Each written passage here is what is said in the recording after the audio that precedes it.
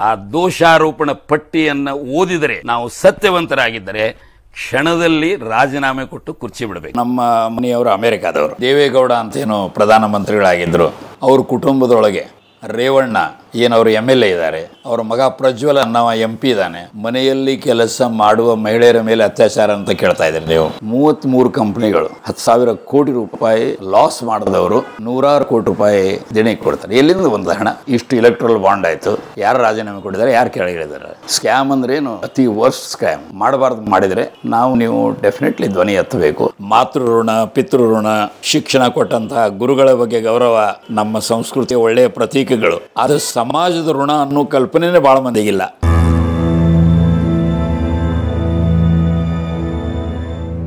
ಸ್ನೇಹಿತರೆ, ಧಾರವಾಡಕ್ಕೆ ಮತ್ತೊಮ್ಮೆ ಸ್ವಾಗತ ಕೋರ್ತಾ ಬನ್ನಿ ನಾವು SR ಹಿರೇಮಠ್ ಅವ್ರನ್ನ ಭೇಟಿ ಮಾಡೋಣ. ಸ್ನೇಹಿತರೆ, SR ಹಿರೇಮಠ್ ಅಂದ ತಕ್ಷಣ ನಿಮಗೆ ಅನೇಕ ವಿಚಾರಗಳು ತಲೆಯಲ್ಲಿ ಬಂದ್ಬಿಟ್ಟಿರುತ್ತೆ. ಅವರು ಸಮಾಜ ಪರಿವರ್ತನಾ ಸಮುದಾಯ ಅಂತ ಮಾಡಿಕೊಂಡು ಈ ಸಮಾಜದಲ್ಲಿ ನಡೆಯುವಂತಹ ಈ ಅಕ್ರಮ ಗಣಿಗಾರಿಕೆ ಇತ್ಯಾದಿ ಬಗ್ಗೆ ಧ್ವನಿ ಎತ್ತಿದಂಥವ್ರು. ಸ್ನೇಹಿತರೆ, ಅನೇಕ ಹಿರಿಯ ರಾಜಕಾರಣಿಗಳನ್ನ, ಅನೇಕ ಪ್ರಭಾವಿಗಳನ್ನ ಜೈಲಿಗೆ ಅಟ್ಟಿದ ಕೀರ್ತಿ ನಮ್ಮ SR ಹಿರೇಮಠರಿಗೆ ಸಲ್ಲಬೇಕು.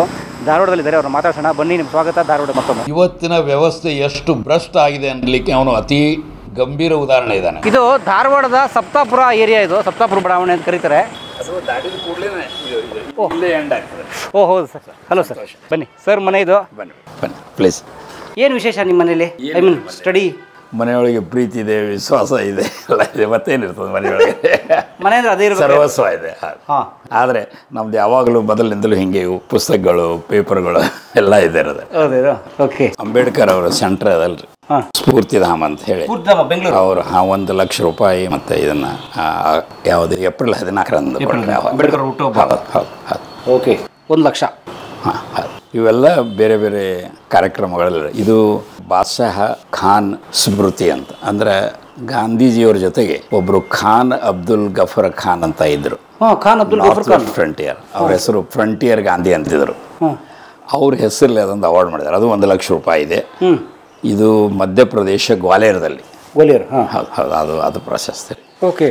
ಇವೆಲ್ಲ ಬೇರೆ ಬೇರೆ ಅವರು ಇವ್ರದ್ದೆಲ್ಲ ಕೊಟ್ಟಿದ್ದು. ಆಮೇಲೆ ಇನ್ನೂ ಎಲ್ಲ ಆಫೀಸ್ದೊಳಗೆ ಅದಾವ್ರಿ ಅವೆಲ್ಲ. ಎಲ್ಲಿದೆ ನಿಮ್ಮ ಆಫೀಸು? ನಮ್ಮ ಆಫೀಸು ಬೇಂದ್ರೆಯವರು ಅಂತ ಕೇಳಿರಲ್ಲ ಹೆಸರು? ದರಾ ಬೇಂದ್ರೆ. ದರಾ ಬೇಂದ್ರೆ ಅವ್ರ ರೋಡ್ ಅದ್ರಿ, ಅದು ಸಾಧನಕೇರಿ. ಸಾಧನಕೇರಿ, ಕರೆಕ್ಟ್. ಸಾಧನಕೇರಿ ರೋಡೇ ಅಂತಾರೆ ಅದಕ್ಕೆ ಮೊದಲು. ಈಗ ದರಾ ಬೇಂದ್ರೆ ಅಂತ ಹೆಸರಿಟ್ಟಾರೆ. ಅದು ಒಂದು ಜರ್ಮನ್ ಹಾಸ್ಪಿಟಲ್ ಅಂತಿದೆ, ಅದು ಒಂದು ನಾರಾಯಣಪುರ ರೋಡ್ ಅಂತ. ಅವೆರಡು ಎಲ್ಲಿಗೆ ಇಂಟರ್ಸೆಕ್ಷನ್ ಆಗ್ತಾವೆ ಅಲ್ಲಿ ನಮ್ಮದು ಮೂಲೆಯೊಳಗಿದೆ. ಏನು ಆಫೀಸು? ಆಫೀಸ್ ಅಂದರೆ ಅದು ನಮ್ಮ ಈ ಸಮಾಜ ಪರಿವರ್ತನಾ ಸಮುದಾಯದು ಪರಿವರ್ತನಾ ಸದನ ಅಂತ ಅದಕ್ಕೆ ಹೆಸರಿಟ್ಟೆವು. ಸಮಾಜ ಪರಿವರ್ತನೆ ಮಾಡುವವರ ಆಫೀಸ್ ಅದು. Office, correct. ಎಷ್ಟು ಸಾಧ್ಯದ ನಮ್ಮ ಇತಿಮಿತಿಯೊಳಗೆ ಮಾಡ್ತೇವೆ ಅಷ್ಟೇ. ತುಂಬ ದೊಡ್ಡವ್ರನ್ನ ಎದುರಾಕೊಂಡಿದ್ದೀರಿ. ಎಂತ ನೋಡ್ರಿ, ಅವ್ರು ಮಾಡಬಾರ್ದು ಮಾಡಿದಾಗ ನೀವು ಏನಾದರೂ ಮಾಡಲೇಬೇಕಾಗ್ತದೆ. ಯಾಕಂದರೆ ಅವ್ರು ಎಷ್ಟೇ ವ್ಯಕ್ತಿ ಆಗಿರಲಿ, ಏನೇ ಇರಲಿ, ನಮ್ಮ ಸಂವಿಧಾನ, ನಮ್ಮ ದೇಶ ಎಲ್ಲರಿಗಿಂತಲೂ ದೊಡ್ಡದಲ್ಲ. ಸಂವಿಧಾನನೂ ಇಲ್ಲ, ರೂಲ್ ಆಫ್ ಲಾನೂ ಇಲ್ಲ, ಏನೂ ಇಲ್ಲ. ಹಗಲು ರಾತ್ರಿ 10,000 ಟ್ರಕ್ಗಳು ಹೋಗ್ಲಾಗ್ತೇವೆ. ಅದು ಅಂದರೆ ನಮ್ಮ ಸಂವಿಧಾನನೇ ಹಾಳು ಮಾಡ್ದಂಗೆ ಅಲ್ಲಿ. ಅಂಥವ್ರು ಎಲ್ಲಿರಬೇಕು? ನಾಗರಿಕ ಸಮಾಜದೊಳಗೆ ಇರಬಾರ್ದು, ಜೈಲಿನೊಳಗೆ ಇರಬೇಕು. ಸೊ ಅದೇ ನಮ್ಮ ಮತ್ತೇನು ಮಾಡೋದು. ಈಗ ಮತ್ತೆ ಸಮಾಜದಲ್ಲಿ ಬೈದರೆ? ಹೌದು. ಈಗ ನೋಡ್ರಿ, ಎಲ್ಲಿವರೆಗೆ ಸಮಗ್ರ ಜನತೆ ಜಾಗೃತ ಆಗಿ ಈ ಒಂದು ಸುದೀರ್ಘ ಸ್ವಾತಂತ್ರ್ಯ ಹೋರಾಟದ ಕೊನೆಯೊಳಗೆ ಅವರು ಯಾರೋ 4 ಮಂದಿ ದೊಡ್ಡವರಿಗೆ ಇವರಿಗೆ ಅಧಿಕಾರ ಕೊಡಲಿಲ್ಲ, ನಿಮಗೆಲ್ಲ ಕೊಟ್ಟರು. ಪ್ರಜಾಪ್ರಭುತ್ವದೊಳಗೆ ನಾವೇ ಜೀವಾಳು ಅಂತ ಹೇಳಿ. ಅಂದರೆ ಕೊನೆಯ ಅಧಿಕಾರ ನಮಗದ. ನಾವು ಮಾಡಿದ ಪ್ರತಿನಿಧಿಗಳು ಹೋಗಿ ಅಲ್ಲಿ ಕಾರ್ಯಭಾರ ಮಾಡ್ತಾರೆ. ರಾಜಮಟ್ಟದೊಳಗಿರ್ಬೋದು, ರಾಷ್ಟ್ರಮಟ್ಟದೊಳಗಿರ್ಬೋದು. ಅವರು ಸಂವಿಧಾನದ ಮೇಲೆ ಕೈ ಇಟ್ಟು ಶಪಥ ತಗೊಂಡು ಮಾಡ್ತಾರೆ. ಅಂದರೆ ಸಂವಿಧಾನದ ಚೌಕಟ್ಟಿನೊಳಗೆ ಜನಹಿತವನ್ನು ಕೇಂದ್ರೀಕೃತವಾಗಿಟ್ಟು ಮಾಡಬೇಕು. ಅವ್ರ ಹಾದಿ ತಪ್ಪಿದಾಗ ನೀವು ಡೆಫಿನೆಟ್ಲಿ, ಯಾಕಂದರೆ ಅವರು ಆಯ್ಕೆ ಆದ ಮೇಲೆ ಅವರು ಪಬ್ಲಿಕ್ ಸರ್ವೆಂಟ್ಸು, ನಿಮ್ಮ ಸೇವಕರು. ನಾವು ಮಾಲೀಕರು. ಅವರು ಯಾವಾಗ ಸರಿಯಾಗಿ ನಡ್ಕೊಂಡ್ರೆ ಅವರಿಗೆ ಶಬಾಷ್ಗಿರಿ ಹೇಳಿ ಒಳ್ಳೇದು ಮಾಡ್ತಾಯಿದ್ದಾರಪ್ಪ, ಇದನ್ನ ರೀತಿ ಮುಂದುವರಿಸ್ರಿ ಅಂತ. ಒಂದು ವೇಳೆ ಮಾಡಲಿಕ್ಕಾದ್ರೆ ಅವ್ರು ಏನು ತಪ್ಪು ಮಾಡ್ತಾ ಇದ್ದಾರೆ, ನಮ್ಮ ಸಂವಿಧಾನದ ಪ್ರಕಾರ, ನಮ್ಮ ಕಾಯ್ದೆಗಳ ಪ್ರಕಾರ ಅವ್ರ ವಿರುದ್ಧ ಏನಾಗಬೇಕು? ಆ್ಯಕ್ಷನ್ ಆಗಬೇಕು. ಅದೇ ನಮ್ಮ ಸಂಸ್ಥೆ ಆಯಿತು. ಈ ರೀತಿ ಜನ ಏನಿದ್ದಾರೆ ಎಲ್ಲರೂ ಬೇರೆ ಬೇರೆಯವರು. ನಾವು ಪ್ರಜಾಪ್ರಭುತ್ವದೊಳಗೆ ಪ್ರಜೆಗಳೇ ಒಡೆಯರು. ಆ ಪ್ರಜೆಗಳು ಅಂದ್ರೇನು? ನಮ್ಮ ಸಂವಿಧಾನ. ಆ ಸಂವಿಧಾನವನ್ನು ಸರಿಯಾಗಿ ಆ ಪ್ರಕಾರ ಮಾಡಿದರೆ ಏನೂ ಪ್ರಾಬ್ಲಮ್ ಇಲ್ಲ. ಅದಕ್ಕೆ ಕಳಿಸ್ತೇವೆ ಅವ್ರನ್ನ. ಮಾಡಬಾರ್ದು ಮಾಡಿದರೆ ನೀವು ಡೆಫಿನೆಟ್ಲಿ ಧ್ವನಿ ಎತ್ತಬೇಕು ಮತ್ತು ನಮ್ಮ ದೇಶದ ಸಂವಿಧಾನ ಕಾಯ್ದೆ ಪ್ರಕಾರ ಅವರಿಗೆ ಶಿಕ್ಷೆ ಆಗಬೇಕು. ಬಟ್ ಯಾರಿಗೂ ಶಿಕ್ಷಣ ಆಗ್ತಾ ಇಲ್ಲ. ಎಲ್ಲಿವರೆಗೆ ಯಾರ್ಯಾರಿಗೆ ನಮ್ಮ ಸಂವಿಧಾನ ಹಕ್ಕು ಕೊಟ್ಟಿದೆ ಅವರು ಜಾಗೃತರಾಗಿ ತಮ್ಮ ಕೆಲಸ ಅವರು ಮಾಡಿದರೆ ಅಂದರೆ ಸರಿಯಾಗಿ ನಡೀತದೆ. ಈಗ ನೋಡಿರಿ, ಇಲ್ಲಿ ಯಡಿಯೂರಪ್ಪ ಅವರು ಸರ್ಕಾರ ಇತ್ತು, ಅಂದರೆ BJP ಸರ್ಕಾರ. ಅಲ್ಲಿ ರಾಜಶೇಖರ ರೆಡ್ಡಿ ಸರ್ಕಾರ ಇತ್ತು ಆಂಧ್ರ ಪ್ರದೇಶದೊಳಗೆ, ಅವ್ರು ಕಾಂಗ್ರೆಸ್ ಸರ್ಕಾರ. ಇಬ್ಬರೂ ಕೂಡಿ ದನಿ ಕಳ್ಳರಿಗೆ ಸಾಥ್ ಕೊಟ್ಟರೆ ಆಮೇಲೆ ಮತ್ತು ಹಾದಿ ಏನಿದೆ, ನಮ್ಮ ಸಂವಿಧಾನದ ಪ್ರಕಾರ ನಾವು ನ್ಯಾಯಾಂಗಕ್ಕೆ ಹೋಗಬೇಕು. ನ್ಯಾಯಾಂಗ, ಶಾಸಕಾಂಗ, ಕಾರ್ಯಾಂಗ ಇವೆಲ್ಲ ಸಮಾನ. ಇದು ಹೌದು. ಅದರ ಪಾರ್ಲಿಮೆಂಟ್ರಿ ಇದರೊಳಗೆ ಕಾರ್ಯಾಂಗ ಮತ್ತು ಶಾಸಕಾಂಗ ಒಂದಕ್ಕೊಂದಕ್ಕೆ ಸಂಬಂಧ ಇದೆ. ಏಕೆ MP ಗಳು ಅವರೇ ಮಿನಿಸ್ಟರ್ ಆಗಿರ್ತಾರೆ, MLAಗಳು ಮಿನಿಸ್ಟರ್ ಆಗಿರ್ತಾರೆ. ನ್ಯಾಯಾಂಗ ಸ್ವತಂತ್ರ ಇದೆ, ಸಂವಿಧಾನದ ಪ್ರಕಾರ ನಿರ್ಣಯ ಕೊಡ್ತದೆ. ಅಲ್ಲಿಗೆ ಹೋಗಿ ನಾವು ನ್ಯಾಯ ಪಡೀಲಿಕ್ಕೆ ಪ್ರಯತ್ನ ಪಟ್ಟೆವು. ಅದು ನ್ಯಾಯ ಕೊಡ್ತು ನನ್ನ ಅಭಿಪ್ರಾಯದೊಳಗೆ. ಯಾಕೆಂದರೆ ಅಕ್ರಮ ಗಣಿಗಾರಿಕೆ ನಡೆಯಿತು, ಬಂದ್ ಮಾಡ್ತು. 1 ವರ್ಷದವರೆಗೆ ನಿಷೇಧ ಮಾಡಿದ್ದು ಬಹಳ ಕಡಿಮೆ ಇದೆ ದೇಶದೊಳಗೆ ಉದಾಹರಣೆಗಳು. ಎರಡನೇದ್ದು, ಯಾರ್ಯಾರು ಏನೇನು ಮಾಡಿದ್ರು ಅವ್ರ ವಿರುದ್ಧ ತನಿಖೆ ಆಗಿ ಅವರು ಜೈಲಿಗೆ ಹೋದರು. ತನಿಖೆ ಮಾಡಲಿಕ್ಕೆ ಮೊದಲು ಜೈಲಿಗೆ ತೊಗೊಂಡು ಹೋಗ್ತಾರೆ ಮಾಡಬಾರದನ್ನು. ಸೊ 3 ವರ್ಷ ಏನಾದರೂ ಜೈಲಿನೊಳಗೆ ಕೇವಲ ತನಿಖೆಗೆ ಇದ್ದರು. For trial. ಹಾಂ, ಇದು ಅಂದರೆ ಇನ್ವೆಸ್ಟಿಗೇಷನ್ ಆದ ನಂತರ ಏನು ರೀ ಟ್ರಯಲ್ ನಡೀತದೆ. ಟ್ರಯಲ್ ಪ್ರಕಾರ ಆಗಬೇಕು. ಮೊನ್ನೆ ಸುಪ್ರೀಂ ಕೋರ್ಟು ಛೀಮಾರಿ ಹಾಕ್ತು CBIಗೆ. 2012ರಲ್ಲಿ ಏನೊಂದು ಕೇಸ್ ಶುರು ಆಗಿತ್ತು, ಎಲ್ಲಿ ಅಕ್ರಮ ಗಣಿಗಾರಿಕೆ. ಹಾಂ, ಆಂಧ್ರ ಪ್ರದೇಶ ಸೈಡ್ದೊಳಗೆ. ಅದು ಇನ್ನೂವರೆಗೂ ಒಂದು ಹಿಯರಿಂಗೇ ಆಗಿಲ್ಲ. ಅಂದರೆ ಯಾವ ರೀತಿ ಸಗಣಿ ತಿಂದು ಇದು ಮಾಡಬಾರ್ದು ಕೆಲಸಗಳು ಇವತ್ತು ನಡೀತಾ ಇವೆ ಅನ್ನೋದಕ್ಕೆ ನಿದರ್ಶನ ಆಗ್ತದೆ. ಸೊ ಫ್ರಮ್ ದಿಸ್ 12 ವರ್ಷದಲ್ಲಿ ಅದ್ರ ಬಗ್ಗೆ ಒಂದೇ ಒಂದು ಹಿಯರಿಂಗ್ ಬಂದಿಲ್ಲ. ಒಂದು ಹಿಯರಿಂಗ್ ಆಗಿಲ್ಲ. ಅದರ ಅವತ್ತಿನಿಂದ ಶುರು ಆದವು. ಆಮೇಲೆ ಮತ್ತು ಬೇರೆ ಒಮ್ಮೆ ಚಾಟಿ ಹೊಡೆದ ಮೇಲೆ ಈ ಹಂಗೆ ಇಲೆಕ್ಟ್ರಲ್ ಬಾಂಡ್ಸ್ ಮೇಲೆ ಇವು ಅಸಂವಿಧಾನಿಕ ಇದಾವೆ, ಇವು ಅಕ್ರಮ ಅದಾವು ಅಂದಾಗ ಅಕ್ರಮ ಯಾರು ಮಾಡ್ಯಾರ ಅನ್ನೋದು ಗೊತ್ತಾಗಲೇಬೇಕಲ್ಲ. ಅದನ್ನು ಕೊಡಲಿಕ್ಕೆ ಯಾವುದಿದು ಯಾವ್ಯಾವ ರೀತಿ ಯಾವ್ಯಾವ ತುಂಟು ನೆವ ಹೋಗ್ರೆ ಗೊತ್ತಿದೆ ನಿಮಗೆ. ಇಲೆಕ್ಷನ್ ಆದಮೇಲೆ ಕೊಡ್ತಾರೆ. ಅದರ ಜೂನ್ 30ಕ್ಕೆ ಅಂದ್ರೇನು ಸರ್ಕಾರ ಬಚಾವ್ ಮಾಡಬೇಕಂತ ಕೋರ್ಟ್ ಹೇಳ್ತು. ಅದೇನೂ ಇಲ್ಲ, ನಾವು ಆರ್ಡರ್ ಮಾಡಿದ್ದೇವೆ, ತಂದು ಕೊಡಿ. ಹಾಂ, ಅಂದರೆ 3 ದಿವಸ 2 ದಿವಸ ಒಟ್ಟು ಟೈಮ್ ಕೊಡಬೇಕು. ಕೊಟ್ಟರೆ ಇಲ್ಲ ಅಂದರೆ ಜೈಲಿಗೆ ಹೋಗ್ಬೇಕಾಗ್ತದೆ. ಆದರೆ ಯಾರು ಆ ಕಾಯ್ದೆಗಳನ್ನು ನಡೆಸಬೇಕಾಗ್ತದೆ ಲೋವರ್ ಕೋರ್ಟ್ದೊಳಗೆ. ಒಮ್ಮೆ ಕ್ರಿಮಿನಲ್ ಅಂದರೆ ಅದು ಆ ವ್ಯಕ್ತಿ ವಿರುದ್ಧ ರಾಜ್ಯ ಅಥವಾ ರಾಜ್ಯ ವಿರುದ್ಧ ಆ ವ್ಯಕ್ತಿ. ಆ ರಾಜ್ಯದವರೇ ಮಾಡಲಿಕ್ಕೆ ಅಂದರೆ ಮುಂದೆ ಹೆಂಗಾಗ್ತದೆ. So electoral bonds are illegal. ಭಾರಿ ಇಲ್ಲೀಗಲ್ ಅಂದರೆ ಏನದ, ನಮ್ಮ ಸ್ವತಂತ್ರ ಭಾರತದೊಳಗೆ ಅತಿ ದೊಡ್ಡ ಹಗರಣ ಅದು. ನಿಮಗೆ ಗೊತ್ತಿದೆ, ಮೊದಲನೇದು ಮುಂದಿರಾ ಪ್ರಕರಣ ಅಂತಾರೆ. ಅದು 1950s ಒಳಗೆ ಫಿರೋಜ್ ಗಾಂಧಿ ಅಂತ, ಅಂದರೆ ಇಂದಿರಾ ಗಾಂಧಿಯ ಗಂಡ, ಅವರು ಪಾರ್ಲಿಮೆಂಟ್ ಮೆಂಬರ್ ಇದ್ದಾಗ ಅವರೇ ಖುದ್ದು ಆ ಹಗರಣವನ್ನು ಹೊರಗೆ ತಂದರು ಪಾರ್ಲಿಮೆಂಟ್ದೊಳಗೆ. ಅದ್ರ ಬಗ್ಗೆ ತನಿಖೆ ಮಾಡಿದರು ಯಾರು, MC ಚಾಗ್ಲಾ ಅವರಂತ. ಆ ತನಿಖೆ ಅದು ಯಾವಾಗ ಆಯಿತು, ನಮ್ಮ ಅರ್ಥಮಂತ್ರಿ TT ಕೃಷ್ಣಮಾಚಾರಿ ಅಂತ, ತುಂಬ ಪ್ರಭಾವಶಾಲಿ ವ್ಯಕ್ತಿ. ಅವನು ಸಂವಿಧಾನ ರಚನಾ ಸಮಿತಿಯೊಳಗೆ ಇದ್ದ, ಎಲ್ಲ ಇದ್ದರು. ಮೊದಲನೇ ಇದು ಫೈನಾನ್ಸ್ ಮಿನಿಸ್ಟರು. ಅವ ರಾಜೀನಾಮೆ ಕೊಟ್ಟು ಕೆಳಗೆ ಇಳಿಬೇಕಾಯ್ತು. ಇವತ್ತು ನೋಡ್ತಾ ಇದ್ದೀರಿ, ಇಷ್ಟು ಇಲೆಕ್ಟ್ರಲ್ ಬಾಂಡ್ ಆಯಿತು, ಯಾರು ರಾಜೀನಾಮೆ ಕೊಟ್ಟಿದ್ದಾರೆ, ಯಾರು ಕೆಳಗೆ ಇಳಿದ್ದಾರೆ. But it's a scam. Scam ಅಂದ್ರೇನು, ಅತಿ ವರ್ಸ್ಟ್ ಸ್ಕ್ಯಾಮ್. ಅದನ್ನು ನಿಮಗೆ ಶಬ್ದದೊಳಗೆ ಹೇಳಲಿಕ್ಕಾಗೋದಿಲ್ಲ. ಯಾಕಂದರೆ ನಿಮಗೆ ಕೆಲವು ಸಾವಿರ ಕೋಟಿ ರೂಪಾಯಿ ದೇಣಿಗೆ ಕೊಡ್ತಾರೆ ಅವರು, ನಿಮ್ಮ ಇಲೆಕ್ಷನ್ಗೋ ಅದಕ್ಕೋ. ನಿಮ್ಮದು ಯಾರು? ಅವರಿಗೆ ಕಂಪ್ನಿಗಳು ಕಾರ್ಪೊರೇಟ್ ಅವರಿಗೆ ಲಕ್ಷಗಟ್ಟಲೆ ಕಾಂಟ್ರಾಕ್ಟ್ ಕೊಡ್ತಾರೆ. ಆಮೇಲೆ ಯಾರ ವಿರುದ್ಧ ಅಕ್ರಮ ಮಾಡ್ಯಾರ ಅಂತ ಹೇಳಿ ಈ ಎನ್ಫೋರ್ಸ್ಮೆಂಟ್ ಡೈರೆಕ್ಟರೇಟ್ ED ಅಂತಾರೆ, CBI ಅಂತಾರೆ, ಅವರು ತನಿಖೆ ಶುರು ಮಾಡಿದ್ದಾರೆ.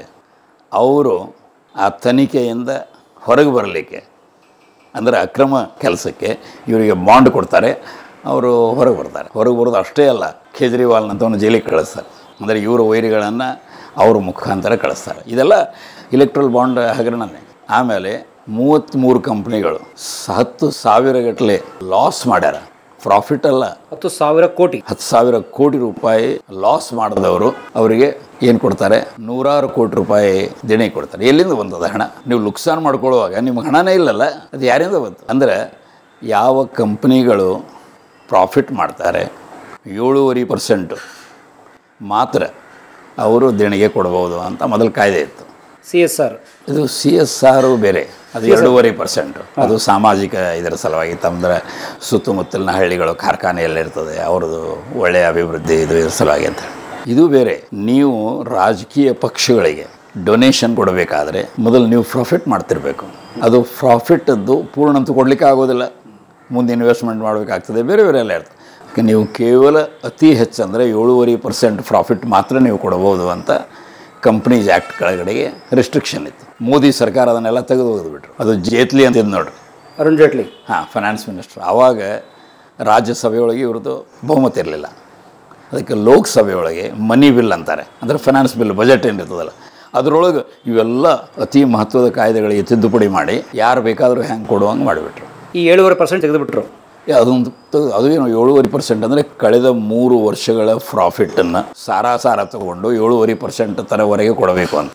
ಈಗೇನೂ ಇಲ್ಲ, ಲಾಸ್ ಮಾಡೋ ಕಂಪ್ನಿಗಳು ಸದೇ ಕೊಡ್ತಾ ಇದ್ದಾರೆ ಹಣ. ಲಾಸ್ ಮಾಡೋ ಕಂಪ್ನಿಗಳ ಹಣ ಕೊಡ್ತಿದ್ದಾರೆ, ಅವ್ರ ಕಡೆ ಅಂತೂ ಇಲ್ಲ ಹಣ, ಲಾಸ್ ಮಾಡ್ತಾ ಇದ್ದಾರೆ. ಯಾರು ಕೊಟ್ಟರು? ಇದು ಯಾವುದಾದ್ರೂ ಅಕ್ರಮ ಹಣನೇ ಇರಬೇಕಲ್ಲ. ಇವೆಲ್ಲವನ್ನು ಸುಪ್ರೀಂ ಕೋರ್ಟ್ ಮಾನಿಟರ್ಡ್, ಅಂದರೆ ಅವರ ಮೇಲ್ವಿಚಾರಣೆಯೊಳಗೆ ಒಂದು SIT ಸ್ಪೆಷಲ್ ಇನ್ವೆಸ್ಟಿಗೇಷನ್ ಟೀಮ್ ಮಾಡಿದರೆ ಎಲ್ಲರೂ ಹೊರಗೆ ಬರ್ತದೆ. ಇಲ್ಲ, ಇದು ಭಾಳ ದೊಡ್ಡ ಇದು ಇದ್ದಾರೆ.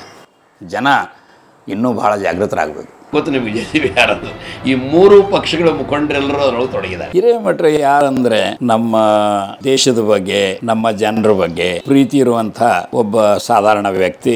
ಬಡತನದಲ್ಲಿ ಬೆಳೆದಿದ್ದರೂ ಕೂಡ ಸ್ಕಾಲರ್ಶಿಪ್ಸು, ಬೇರೆ ಬೇರೆ ಫೆಲೋಶಿಪ್ಸು ಇವೆಲ್ಲರಿಂದ ಶಿಕ್ಷಣ ಪಡೆದು ಅಮೇರಿಕಕ್ಕೆ ಹೋಗಿ 11 ವರ್ಷ ಇಲ್ಲಿ ಎಂಜಿನಿಯರಿಂಗ್ ಮಾಡಿದ್ದೆ. ಅಲ್ಲಿ ಆಪ್ರೇಷನ್ಸ್ ರಿಸರ್ಚ್ ಅಂತ ಅದನ್ನು ಮಾಡಿ, ಆಮೇಲೆ MBA ಮಾಡಿ 10 ವರ್ಷ ಅಲ್ಲಿಯ ಬಹುರಾಷ್ಟ್ರೀಯ ಕಂಪನಿಯೊಳಗೆ ಆಪ್ರೇಷನ್ಸ್ ರಿಸರ್ಚ್ ಡಿಪಾರ್ಟ್ಮೆಂಟದ ಮುಖ್ಯಸ್ಥನಾಗಿ ಕೆಲಸ ಮಾಡಿ, ತಿರುಗಿ ನಮ್ಮ ದೇಶದಲ್ಲಿ ಏನಾದರೂ ಮಾಡಬೇಕಂತ ಹೇಳಿ 13 ವರ್ಷ ರಾಣೆಬೆನ್ನೂರು ತಾಲೂಕಿನ ಮೆಡ್ಲೇರಿ ಗ್ರಾಮದಲ್ಲಿ ನಮ್ಮ ಕುಟುಂಬ ಜೊತೆಗೆ, ಮಕ್ಕಳ ಜೊತೆಗೆ ಅಲ್ಲೇ ಇದ್ದು ಸಮಗ್ರ rural development, integrated rural development ಕೆಲಸವನ್ನು ನಾವು ಪ್ರಾರಂಭ ಮಾಡಿದ್ದೇವೆ. ಅದನ್ನು ಮಾಡುವಾಗ ಪರಿಸರದ ಒಂದು ದೊಡ್ಡ ಸಮಸ್ಯೆ, ಹರಿಹರ ಪಾಲಿಫೈಬರ್ ಅಂತ ಇದೆ ಬಿರ್ಲಾದವರು, ಅದು ದೊಡ್ಡ ಪೊಲ್ಯೂಷನ್ ಮಾಡ್ತಾಯಿತ್ತು. ತುಂಗಭದ್ರೆಯನ್ನೇ ಏನೊಂದು ತುಂಗ ಪಾನ ಗಂಗಾ ಸ್ನಾನ ಅಂತ ಹೇಳ್ತಿದ್ರು, ಒಂದು ವಿಷಪೂರಿತ ಆಗಿತ್ತು. ಅಲ್ಲಿಂದ ನಮ್ಮದು ಪರಿಸರದ ಬಗ್ಗೆನೂ ಕಾಳಜಿ ಅಷ್ಟೇ ಅಲ್ಲ, ಅದರ ಬಗ್ಗೆ ಒಂದು ಸಮಗ್ರ ವ್ಯವಸ್ಥಿತ ಹೋರಾಟ ಮಾಡಲಿಕ್ಕೆ ನಾವು ಪ್ರಾರಂಭ ಮಾಡಿದ್ದೆವು. ಅದು 84ರಲ್ಲಿ. ಸೊ ಸುಮಾರು ಈಗ 40 ವರ್ಷಗಳಿಂದ ವಿಶೇಷವಾಗಿ ಗ್ರಾಮೀಣ ಪ್ರದೇಶದಲ್ಲಿ ಸಾಮಾಜಿಕವಾಗಿ, ಆರ್ಥಿಕವಾಗಿ ಹಿಂದುಳಿದ ಜನರನ್ನು ಅವರೊಳಗೆ ಸಮಗ್ರ ಸಂಘಟನೆಯನ್ನು, ತಿಳುವಳಿಕೆಯನ್ನು ಎಲ್ಲ ಮಾಡಿ ಅವರು ಒಂದು ಅರ್ಥಪೂರ್ಣ ಜೀವನ, ಗೌರವಿತ ಜೀವನದ ಕಡೆಗೆ ಹೋಗುವ ಹಾಗೆ ನಮ್ಮದೇ ಆದ ರೀತಿಯೊಳಗೆ ವ್ಯವಸ್ಥಿತವಾಗಿ ಒಂದು ಪ್ರಯತ್ನ ಮಾಡ್ತಾಯಿದ್ದೇವೆ. ಇದೇ SR ಹಿರೇಮಠ. ನಮ್ಮ ಊರು ಮೊದಲು ಧಾರವಾಡ ಜಿಲ್ಲೆ, ಈಗ ಗದಗ ಜಿಲ್ಲೆ ಅಂತ ಏನಿದೆ, ಅಲ್ಲಿ ರೋಣ ತಾಲೂಕಿನಲ್ಲಿ ಬೆಳವಣಿಗೆ ಅಂತ ನಮ್ಮ ತಂದೆಯವರು ಹಳ್ಳಿಯ ಬಡವರ ಸಲುವಾಗಿ ಆ ಸಂತೆ ಏನಿದೆ ಅದನ್ನು ಊರ ಮಧ್ಯದೊಳಗೆ ಇರಬೇಕು. ಈ ದೊಡ್ಡ ದೊಡ್ಡ ಶ್ರೀಮಂತ ವ್ಯಾಪಾರಸ್ಥರು ಅದನ್ನು ಕಟ್ಟಿ ಅವರಿಗೆ ಸುಂಕ ಹಾಕಿ ಒಂದೇನು ಬೇರೆ ಜಾಗ ಮಾಡಿದ್ರು, ಅದು ಸರಿಯಲ್ಲ ಅಂಥೇಳಿ ಕೋರ್ಟಿಗೆ ಹೋಗಿ ಆ ಸಮಯದೊಳಗೆ ಬಡವರ ಪರವಾಗಿ ಅವರು ಜಯ ಗಳಿಸಿದಾಗ ಅವರ ಕೊಲೆ ಮಾಡಲಿಕ್ಕೆಲ್ಲ ಬಂದರು ಅವರು. ಅದಕ್ಕೆ ಊರು ಬಿಟ್ಟು, ಅಂದರೆ ಬೆಳವಣಿಗೆ ಬಿಟ್ಟು ನಮ್ಮ ತಾಯಿಯವರ ತವರೂರು ಬಿಜಾಪುರಕ್ಕೆ ಹೋದರು. ಅಲ್ಲಿ ನಾವು ಬೆಳೆದಿದ್ದು ಕ್ಷಯರೋಗ TB ಅಂತ ಏನಂತೇವೆ, ಹಾಗೆ ಅವರು ನಾನು 5 ವರ್ಷದವ ಇರುವಾಗೆ ತೀರೋದ್ರು. ಸೊ ನಮ್ಮ ತಾಯಿಯವರು ತುಂಬ ಈ ಶರಣರ ಒಂದು ಸಂಸ್ಕೃತಿಯೊಳಗೆ ಬೆಳೆಸಿ ಬಡತನದೊಳಗೆ ನಾವು ಜವಾಬ್ದಾರಿಯಿಂದ ಜೀವನ ಮಾಡಲಿಕ್ಕೆ ಕಲಿಸ್ಕೊಟ್ಟಿದ್ದು. ತಾಯಿಯ ಆಶಯ ಏನಂದರೆ, ಈಗ ನಮ್ಮ ಸ್ವಾತಂತ್ರ್ಯದೊಳಗೆ ಹೆಂಗೆ ಗಾಂಧಿ, ನೆಹರು ಮತ್ತು ನೇತಾಜಿ ಸುಭಾಷ್ ಚಂದ್ರ ಬೋಸ್ ಅವರು, ಜಯಪ್ರಕಾಶ್ ನಾರಾಯಣ ಅವರು, ಇವರೆಲ್ಲ ಪ್ರದೇಶಗಳಿಗೆ ಹೋದವರು ಕೂಡ ಇಲ್ಲಿಗೆ ಬಂದು ಯಾವ ರೀತಿ ದೇಶದ ಸಲುವಾಗಿ ತಮ್ಮದೇ ಆದ ರೀತಿಯೊಳಗೆ ಒಂದು ಕೊಡುಗೆಯನ್ನು ಮಾಡಿದರು, ನೀನು ಕೂಡ ಮರಳಿ ಬಂದು ಮಾಡಬೇಕನ್ನೋ ಒಂದು ಇಚ್ಛೆ ಇರುವಂಥ ಸರ್ವಸಾಧಾರಣ ಜನರಲ್ಲಿ ಏನೊಂದು ಆದರ್ಶ ಇರ್ತದೆ, ಒಂದು ಒಳ್ಳೆಯದಿರ್ತದೆ ಅಂಥ ಒಬ್ಬ ತಾಯಿಯವರು. ನಾನು ಮೊದಲು ಬಿಜಾಪುರದಲ್ಲಿ ನಮ್ಮ ತಾಯಿಯವರ ಊರು, ಅಲ್ಲಿನೇ ನಾನು ಫಸ್ಟ್ ಸ್ಟ್ಯಾಂಡರ್ಡ್ದಿಂದ PUCವರೆಗೆ ಓದಿದ್ದು. ಬಿಜಾಪುರ ಟೌನ್? ಹಾಂ, ಬಿಜಾಪುರ ಟೌನ್, ಕರೆಕ್ಟ್. ಅಲ್ಲೊಂದು ಮುಳ್ಳಕ್ಷಿ ಹೊರಗೆ ಅಂದರೆ ಅದು ಆದಿಲ್ ಶಾಹಿದ್ ಇತ್ತಲ್ಲ, ಅದು ಕೋಟೆಯ ಹೊರಗಡೆಗೆ ಒಂದಿದೆ. ಆದರೆ ಅದು ಹಳ್ಳಿ ಇದ್ದಂಗೆ, ಅಲ್ಲಿ ಗೌಳಿಗರು, ಅಲ್ಲಿ ವರ್ತಕರು, ಅಲ್ಲಿ ಬೇರೆಯವರು ಎಲ್ಲರೂ ಇರ್ತಿದ್ರು ನಮ್ಮ ಇದರೊಳಗೆಲ್ಲರೂ. ಅಲ್ಲಿ ನಾವು ಬೆಳೆದದ್ದು. ಅಲ್ಲೇನೊಂದು ಬಡತನದೊಳಗೆ ಬರುವಾಗ ಮುಂದೆ ಇವನ್ ಹೈಸ್ಕೂಲಿಗೆ ಹೋಗೋದು ಕೂಡ ನಮಗೆ ಕಷ್ಟ ಇತ್ತು.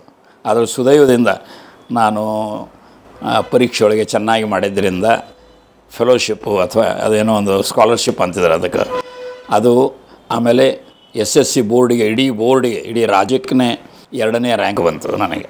ಆವಾಗ ನ್ಯಾಷನಲ್ ಮೆರಿಟ್ ಸ್ಕಾಲರ್ಶಿಪ್ ಸಿಕ್ಕು. ನಮ್ಮ SS ಹೈಸ್ಕೂಲ್ ಅಥವಾ ಬಿಜಾಪುರದಲ್ಲಿ ಏನಿದೆ, ಅವಾಗ BD ಜತ್ತಿ ಅಂತ ಮುಖ್ಯಮಂತ್ರಿ ಆಗಿದ್ದರು. ಅವರು ಕೂಡ ಅದೇ ಶಾಲೆಯ ಹಿಂದಿನ ವಿದ್ಯಾರ್ಥಿ. ಅವ್ರನ್ನ ಕರೆಸಿ ಒಂದು 250 ರೂಪಾಯಿ ಕೊಟ್ಟಿದ್ರು ಬಹುಮಾನ. ಅದು ದೊಡ್ಡ ಆಗಿತ್ತು ಅವಾಗ. ಸೊ ಆಮೇಲೆ PUCಗೂ ಕೂಡ ಇಡೀ ಯೂನಿವರ್ಸಿಟಿಗೆ 1ನೇ ರ್ಯಾಂಕ್ ಬಂತು ಎಲ್ಲ ಇದರೊಳಗೆ. ಆಮೇಲೆ ಎಂಜಿನಿಯರಿಂಗ್ ಭೂಮರೆಡ್ಡಿ ಕಾಲೇಜಲ್ಲಿ ನಾನು BE ಮಾಡಿದ್ದು, ಅಲ್ಲಿನೂ ಕೂಡ 1ನೇ ರ್ಯಾಂಕ್ ಆಗಿ ಅಲ್ಲೇ ನಾನು 1 ವರ್ಷ ಉಪನ್ಯಾಸಕ ಅಂದರೆ ಲೆಕ್ಚರರ್ ಅಂತ ಕೆಲಸ ಮಾಡಿ ಆಮೇಲೆ ಅಮೇರಿಕಾದೊಳಗೆ ಫೆಲೋಶಿಪ್ ಮೇಲೆ ಅಲ್ಲಿಗೆ ಹೋಗಿದ್ದೆ.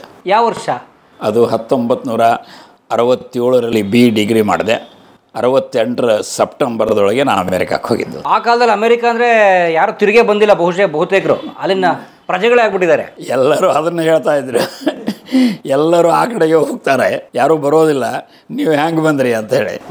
ಅದಕ್ಕೆ ನಮ್ಮ ತಾಯಿಯವರ ಪ್ರೇರಣೆ ಮತ್ತು ನಾನು ಹೈಸ್ಕೂಲ್ದಲ್ಲಿರುವಾಗ ಶಿವರಾಮ್ ಕಾರಂತರ ಅಂತ ಒಬ್ಬರು ದೊಡ್ಡ ಪ್ರಸಿದ್ಧ ಸಾಹಿತಿ, ಅವರು ಏನು ಹೇಳ್ತಿದ್ರು ಅಂದರೆ ಮಾತೃ ಋಣ, ಪಿತೃ ಋಣ, ಆಮೇಲೆ ನಿಮಗೆ ಶಿಕ್ಷಣ ಕೊಟ್ಟಂತಹ ಗುರುಗಳ ಬಗ್ಗೆ ಗೌರವ ನಮ್ಮ ಸಂಸ್ಕೃತಿಯ ಒಳ್ಳೆಯ ಪ್ರತೀಕಗಳು. ಅದು ಸಮಾಜದ ಋಣ ಅನ್ನೋ ಕಲ್ಪನೆಯೇ ಭಾಳ ಮಂದಿಗಿಲ್ಲ. ಈಗ ನಿಮಗೊಂದು ಪುಸ್ತಕ ಓದಬೇಕಾದ್ರೆ ವಾಚನಾಲಯ ಇದೆ, ನೀವು ಆಟ ಆಡಬೇಕಾದ್ರೆ ಕ್ರೀಡಾಂಗಣ ಇದೆ, ನಿಮಗೆ ಕುಡಿಯೋ ನೀರು ಅತಿ ಮಹತ್ವದ ಕೆರೆಗಳಿರ್ತವೆ ಪ್ರತಿಯೊಂದು ಹಳ್ಳಿಗೆ. ಇದಕ್ಕೆ ಇವು ಎಲ್ಲವನ್ನೂ ಮಾಡಿಕೊಡೋದು ಯಾವುದು? ಸಮಾಜ. ಆ ಸಮಾಜ ಮಾಡಿಕೊಟ್ಟದಂದರೆ ನೀವು ಅದನ್ನು ಸ್ವಲ್ಪ ಮುಂದುವಯ್ಲಿಕ್ಕಂದರೆ, ಅದನ್ನು ಕಾಪಾಡಿಕೊಳ್ಳಿಕ್ಕಂದರೆ ಮುಂದಿನ ಪೀಳಿಗೆಯವ್ರಿಗೇನೂ ಆಗೋದಿಲ್ಲ. ಅದಕ್ಕೆ ಸಮಾಜ ಋಣ ತೀರಿಸುವ ಕಲ್ಪನೆ ಇರಬೇಕು ಅಂತ ಹೇಳಿದರು. ಸೊ ನನಗೆ ಅಷ್ಟು ಸಮಯದೊಳಗೆ ಒಂದು ಒಳ್ಳೆಯ ಮನೆ, 2 ಕಾರು ಎಲ್ಲ ತುಂಬ ಏನೇನು ಸಿಗಬೇಕೆಲ್ಲರೂ ಆಗಿಬಿಟ್ಟಿತ್ತು. ಅದಕ್ಕೆ ನಾವೇನಂದೆವು, ಹೋಗಿ ಏನಾದರೂ ಮಾಡಬೇಕು ಅಂತ. ಆದರೆ ಒಮ್ಮೆ ನೀವು ಯಶಸ್ವಿಯಾಗಿ ಒಳ್ಳೆಯ ಪ್ರೊಫೆಷನ್ ಒಳಗಿದ್ದಾಗ ತಿರುಗಿ ಹೋಗೋದೊಂದು ರಿಸ್ಕ್ ಅನ್ನಿಸ್ತದೆ. ಆದರೆ ನಮ್ಮ ಹೆಂಡತಿನೂ ಕೂಡ ಈ ದಿಶೆಯೊಳಗೆ ವಿಚಾರ ಮಾಡಿ ಹಳ್ಳಿಗೆ ಬಂದು ನಮ್ಮ ಜೊತೆಗೆ ಇರಲಿಕ್ಕೆ ಅದೆಲ್ಲ ತಯಾರಿರೋದ್ರಿಂದ ಅವರು ಕೂಡ ಮಾಸ್ಟರ್ಸ್ ಡಿಗ್ರಿ ಮಾಡಿದರು. ಸೊ ಹೀಗಾಗಿ ನಮಗೆ ಒಂದು ಸಮಗ್ರ ಫ್ಯಾಮಿಲಿ ಬೆಂಬಲ ಇರೋದರಿಂದ ಇಂಥ ಒಂದು ರಿಸ್ಕ್ ತೊಗೊಳ್ಳಿಕ್ಕೆ ನನಗೆ ಒಳ್ಳೆಯದಾಯಿತು. ಮತ್ತು ಇಲ್ಲಿ ಬಂದ ಮೇಲೆ ಬ್ಯೂರೋಕ್ರಸಿ ಹಾಗೆ, ಜನ ಹಂಗೆ, ಅವ್ರು ಹಿಂಗೆ ಎಲ್ಲ ಹೇಳ್ತಿದ್ರು. ನಾವು ಸರಿಯಾಗಿ ನಡ್ಕೊಂಡ್ರೆ ಈಗ ಹಂಗೆ ಶರಣರು ಇದ್ದಾರೆ, ಸಮಾಜ ಅದನ್ನು ಗುರುತಿಸ್ತದೆ ಅನ್ನೋದಕ್ಕೆ ನಮ್ಮದೇ ಜೀವನ ಅನುಭವ ನಿದರ್ಶನ. ತಮ್ಮ ಪತ್ನಿ ಯಾರು, ಯಾವಾಗ ಮದುವೆ ಆಗಿದ್ದು? ನಂದು ಅದು ದೊಡ್ಡ ಕಥೆ ಇದೆ. ಅವರು ನಮ್ಮ ಮನೆಯವರು ಅಮೇರಿಕಾದವರು. ಜಾನ್ ಎಫ್ ಕೆನಡಿ ಅಂತ ಒಬ್ಬ ದೊಡ್ಡ ಪ್ರಸಿದ್ಧ ಪ್ರೆಸಿಡೆಂಟ್ ಆದಾಗ ನಮ್ಮ ದೇಶದ ಜನರು ಕೂಪ ಮಂಡುಕ ಅಂತಾರೆ ನೋಡ್ರಿ, ಬಾವಿಯೊಳಗಿನ ಕಪ್ಪೆ ಅಂತ. ಹಾಗಾಗೋ ಬದಲಾಗಿ ಜಗತ್ತಿನ ಸಂಸ್ಕೃತಿಗಳನ್ನ ತಿಳಿದುಕೊಂಡ್ರೆ ಒಳ್ಳೆಯದು ಅಂತ ಪೀಸ್ ಕೋರ್ ವಾಲಂಟಿಯರ್ಸ್ ಅಂತ ಮಾಡಿದರು. ಅದಕ್ಕೆ ಅವರು 2 ವರ್ಷ ಆಫ್ರಿಕಾದೊಳಗೆ ಒಂದು ಸಣ್ಣ ಹಳ್ಳಿಯೊಳಗೆ ಇಂಗ್ಲೀಷ್ ಕಲಿಸೋ ಕೆಲಸ ಮಾಡಿದರು. John F Kennedy. ಹೌದು. ಆಮೇಲೆ ಅವರು ಇಡೀ ಜಗತ್ತು ಸುತ್ತ ಹಾಕಲಿಕ್ಕೆ ಟಿಕೆಟ್ ಕೊಡ್ತಾರೆ. ಅವಾಗ ಬಂದಾಗ ಅವರ ಸಿಸ್ಟರು ಮತ್ತು ಅವರ ಮಾವ, ಸಿಸ್ಟರ್ ಹಸ್ಬೆಂಡು, ಅವರು ದಿಲ್ಲಿಯೊಳಗಿದ್ದರು. ಯಾಕಂದರೆ ಅವರು ಕಾಲೇಜ್ದೊಳಗೆ ಪ್ರಾಧ್ಯಾಪಕರು. PhD-ಯನ್ನು ನಮ್ಮ ಅಂಬೇಡ್ಕರ್ ಅವರು ಏನು ರಿಸರ್ವೇಷನ್ಸ್ ಮಾಡಿದ್ರಲ್ಲ ಅದರ ಮೇಲೆ ಯಾವ ರೀತಿ ಆಗ್ತಾಯಿದೆ, ಅದು ಏನು ಆಗ್ತಾಯಿದೆ ಅನ್ನೋದನ್ನು ತಮ್ಮ PhD ಅಮೇರಿಕಾದೊಳಗೆ ಅವರು ಅದ್ರ ಮೇಲೆ ಮಾಡಿದರು. ಸೊ ಅವರಿಗೆ ಭಾರತದ ಬಗ್ಗೆ ಒಂದು ಗೌರವ, ಪ್ರೀತಿ ಇತ್ತು. ಸೊ ಆದರೆ ನಮ್ಮ ತಾಯಿ ತುಂಬ ಇದರಿಂದ ಬಂದವರು. ಅವ್ರೇನು ಹೇಳಿದ್ರು ಅಂದರೆ, ನೀನು ನನಗೆ ಮೊದಲನೇ ಏನಾದರೂ ರದ್ದಂತ ಮಾಡ್ತಾರಂತ ಕೇಳಿದಾಗ ಅವರಂದರು, ನೀನು ಆಕೆ ಜೊತೆಗೆ ಸಂತೋಷದಿಂದ ಇರ್ತಿ ಅಂತ ಅನ್ನಿಸ್ತು ಅಂತ ಕೇಳಿದರು. ನಾನು ಹೇಳಿದೆ, ಈಗ ಸದ್ಯ ನೋಡಿದರೆ ನಮಗೊಂದು ವರ್ಷದಿಂದ ಗೊತ್ತಿದೆ ಅಕ್ಕಿ ಮೌಲ್ಯಗಳು ನಮ್ಮ ಮೌಲ್ಯಗಳೇನು ಬೇರೆ ಇಲ್ಲ. ಆಕೆನೂ ಒಂದು ಹಳ್ಳಿಯೊಳಗೆ, ಅಂದರೆ ಅಲ್ಲೇನೋ ಒಂದು ಒಕ್ಕಲಿಗರಿದ್ದಾರೆ, ಏನು ಫಾರ್ಮರ್ಸು, ಅವರು ತಮ್ಮ ಹೊಲದ ಮೇಲೆ, ಹೊಲ ಅಂದರೆ ಒಂದು 150, 200, 1000 ಗಟ್ಟಲೆ ಎಕರೆ ಇರ್ತಾವೆ ಒಬ್ಬೊಬ್ಬನಿಗೆ. ಅಲ್ಲೇ ಅವ್ರದ್ದು ಮನೆ ಇದೆ, ಅಲ್ಲೇ ಬೆಳೆದವರು. ಅವರು ತುಂಬ ನಮ್ಮ ಹಾಗೇ ಮೌಲ್ಯ ಇದೆ ಅಂತ ಏನು ಇದು ಇಲ್ಲ, ಖುಷಿಯಿಂದ ಇರ್ತೀನಿ ಅಂತ ಅನ್ನಿಸ್ತದೆ ನನಗೆ. ಹಾಗಾದರೆ ನನ್ನ 2 ಷರತ್ತುಗಳಿದೆ. ಒಂದು, ಭಾರತದಲ್ಲಿ ಮದುವೆ ಆಗಬೇಕು ಇಲ್ಲಿ ಬಂದು. ನಾನು ಅದೇನು ಅವಶ್ಯಕತೆ ಇಲ್ಲ, ಅದನ್ನು ನಾನು ಮೊದಲೇ ಹೇಳಿದ್ದೀನಿ ಆಕೆಗೆ. ತಿರುಗಿ ನಾ ಭಾರತಕ್ಕೆ ಹೋಗೋಣ, ಲಗ್ನನೂ ಅಲ್ಲೇ ಆಗೋದು ಅಂತ ಆಕೆ ಹ್ಞೂ ಅಂದಿದ್ದಾಳೆ. ನಮ್ಮ 2ನೇ ಕಂಡೀಷನ್ ಏನು, ಇಲ್ಲ ಆಕೆ ಲಿಂಗಾಯತ ಆಗಬೇಕು.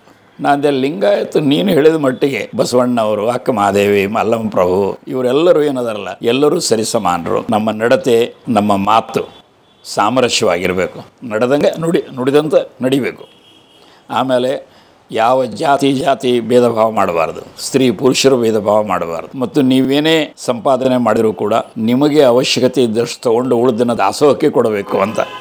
ಸೊ ಇಂಥ ಎಲ್ಲ ಮೌಲ್ಯ ಇದ್ದವರು ಅವ್ರು ಯಾಕೆ ಇಲ್ಲಿ ಇದು ಮಾಡಬೇಕು? ಅವ್ರು ಹೇಳಿದರು, ಅದು ನನಗಲ್ಲ, ನನ್ನ ಹಾಗೂ ಸೊಸೆ ನಡುವಿನ ವಿಷಯ. ನೀನು ಕೇವಲ ಹೋಗಿ ನಾನು ಹೇಳಿದ್ದನ್ನು ಆಕೆಗೆ ಹೇಳಬೇಕು, ಅದು ಆಕೆ ನಿರ್ಣಯ, ನೀನು ಯಾಕೆ ನಡೋ ಬರ್ತಿ? ಅಲ್ಲಿ ಹೋಗಿ ಹೇಳಿದಾಗ ಆಕೆ ಹೇಳಿದ್ಲು, 1 ವಾರ ನನಗೆ ಸಮಯ ಕೊಡು. ಇದು ಏನು ಅಂತ ನಾನು ಈಗಾಗಲೇ ಇದ್ರ ಬಗ್ಗೆ ಮಾತಾಡಿದ್ದೇವೆ.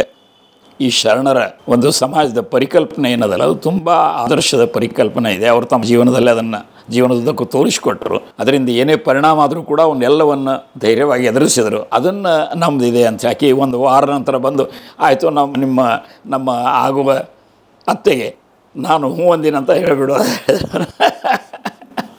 ಸೊ ಇಲ್ಲಿ ಬಂದು 1972 ಹುಬ್ಬಳ್ಳಿಯೊಳಗೆ ದೇಶಪಾಂಡೆ ನಗರದೊಳಗೆ ಕಲ್ಯಾಣ ಮಂಟಪದೊಳಗೆ ಮದುವೆ ಆಯಿತು. ಇಲ್ಲಿ ನಮ್ಮ ಜಮಖಂಡಿ ಅಂತ ಇದೆಯಲ್ಲ, ಅಲ್ಲಿ ಸ್ವಾಮಿಗಳು ಅಲ್ಲಿಗೆ ಬಂದು ಅವರೆಲ್ಲ ದೀಕ್ಷೆ ಕೊಟ್ಟಿದ್ದು ಮಾಡಿದ್ರು. ಏನು ಅವ್ರ ಹೆಸರು? ಅವರ ಮೊದಲನೇ ಹೆಸರು ಮೇವಿಸ್ ಅಂತ ಅಮೇರಿಕಾದೊಳಗೆ. ಆದರೆ ಇಲ್ಲಂತೂ ಅವರು ಆ ಹೆಸರು ಹೊಸಬತನ ಆಗ್ತದೆ ಇಲ್ಲಿ. ಅದಕ್ಕೆ ಏನಂದರೆ ಶ್ಯಾಮಲಾ ಅಂತ ಹೆಸರು. ಮೇವಿಸ್ ಬಿಕೇಮ್ ಶ್ಯಾಮಲಾ. ಹೌದು, ಯಾಕಂದರೆ ಒಂದು 4-6 ಹೆಸರು ಕೊಟ್ಟಿದ್ದೆ, ಅದರೊಳಗೆ ಆ ಹೆಸರು ಅವ್ರಿಗೆ ಪಸಂದ್ ಬಂತು, ಅವರು ಅದು ಮಾಡೋದು. ತಮ್ಮ ಮಕ್ಕಳು ಇಬ್ಬರಿದ್ದಾರೆ, ಒಂದು ಹೆಣ್ಣು ಒಂದು ಗಂಡು. ಏನು ಮಾಡ್ತಾರೆ? ಗಂಡು ಅವನು ರಾಜ್ ಅಂತ ಅವನ ಹೆಸರು. ಅವನು ಇಲ್ಲೇ ಹಳ್ಳಿಯಲ್ಲೇ ಶಾಲೆ ಶುರು ಮಾಡ್ದ 4ನೇ ಸ್ಟ್ಯಾಂಡರ್ಡ್ವರೆಗೆ. ಆಮೇಲೆ ಇಲ್ಲಿ ಧಾರವಾಡದಲ್ಲಿ ಮಾಡಿ ಕರ್ನಾಟಕ ಯೂನಿವರ್ಸಿಟಿ ಒಳಗೆ MBA ಮಾಡಿದ್ದ. ಆಮೇಲೆ ಅವನು ಹುಟ್ಟಿದ್ದ ಅಲ್ಲಿರೋದ್ರಿಂದ ಸಿಟಿಜನ್ಶಿಪ್ ಅವರು ಯಾವಾಗಲೂ ಅದನ್ನು ಇದು ಮಾಡ್ತಾರೆ, ಕೊಡ್ತಾರೆ ಅವರಲ್ಲಿ. ಅವ್ರು ಹುಟ್ಟಿದ್ದು ಅಮೆರಿಕದಲ್ಲಿ? ಹೌದು. ಆಮೇಲೆ ಮಗಳು ಅವನಕ್ಕಿಂತ 2 ವರ್ಷ ಸಣ್ಣಕ್ಕೆ, ಶೀಲಾ ಅಂತ ಹೆಸರು. ಆಕಿನೂ ಇಲ್ಲಿ ಇಂಟೀರಿಯರ್ ಡೆಕೋರೇಷನ್ ಅಂತ ನಮ್ಮ BVB ಇಂಜಿನಿಯರಿಂಗ್ ಕಾಲೇಜೊಳಗನೆ ಡಿಪ್ಲೊಮಾ ಮಾಡಿದ್ಲು. ಅಲ್ಲಿ ಹೋಗಿ ಕಂಪ್ಯೂಟರ್ ಇಂಜಿನಿಯರಿಂಗ್ ಮಾಡಿದ್ಲು. ಇವ ಒಂದು ಹೊಸ MBA ಮಾಡಿದ ಅಲ್ಲಿ ಅಮೇರಿಕಾದೊಳಗೆ. ಈಗ ಒಂದು ಕಂಪ್ನಿಯ ಪ್ರೆಸಿಡೆಂಟ್ ಆಗಿದ್ದಾನೆ, ರಾಜ್ ಅಲ್ಲಿದ್ದಾನೆ. ಆಮೇಲೆ ಆಕೆ ಶೀಲಾ ಒಬ್ಬ ಡಾಕ್ಟರ್ನ ಲಗ್ನ ಆಗಿದ್ದಾಳೆ. ಮೊದಲು IT ಪ್ರೊಫೆಷನಲ್, ನಿಮಗೆ ಗೊತ್ತು IT ಅದನ್ನು ಮಾಡಿದ್ಲು.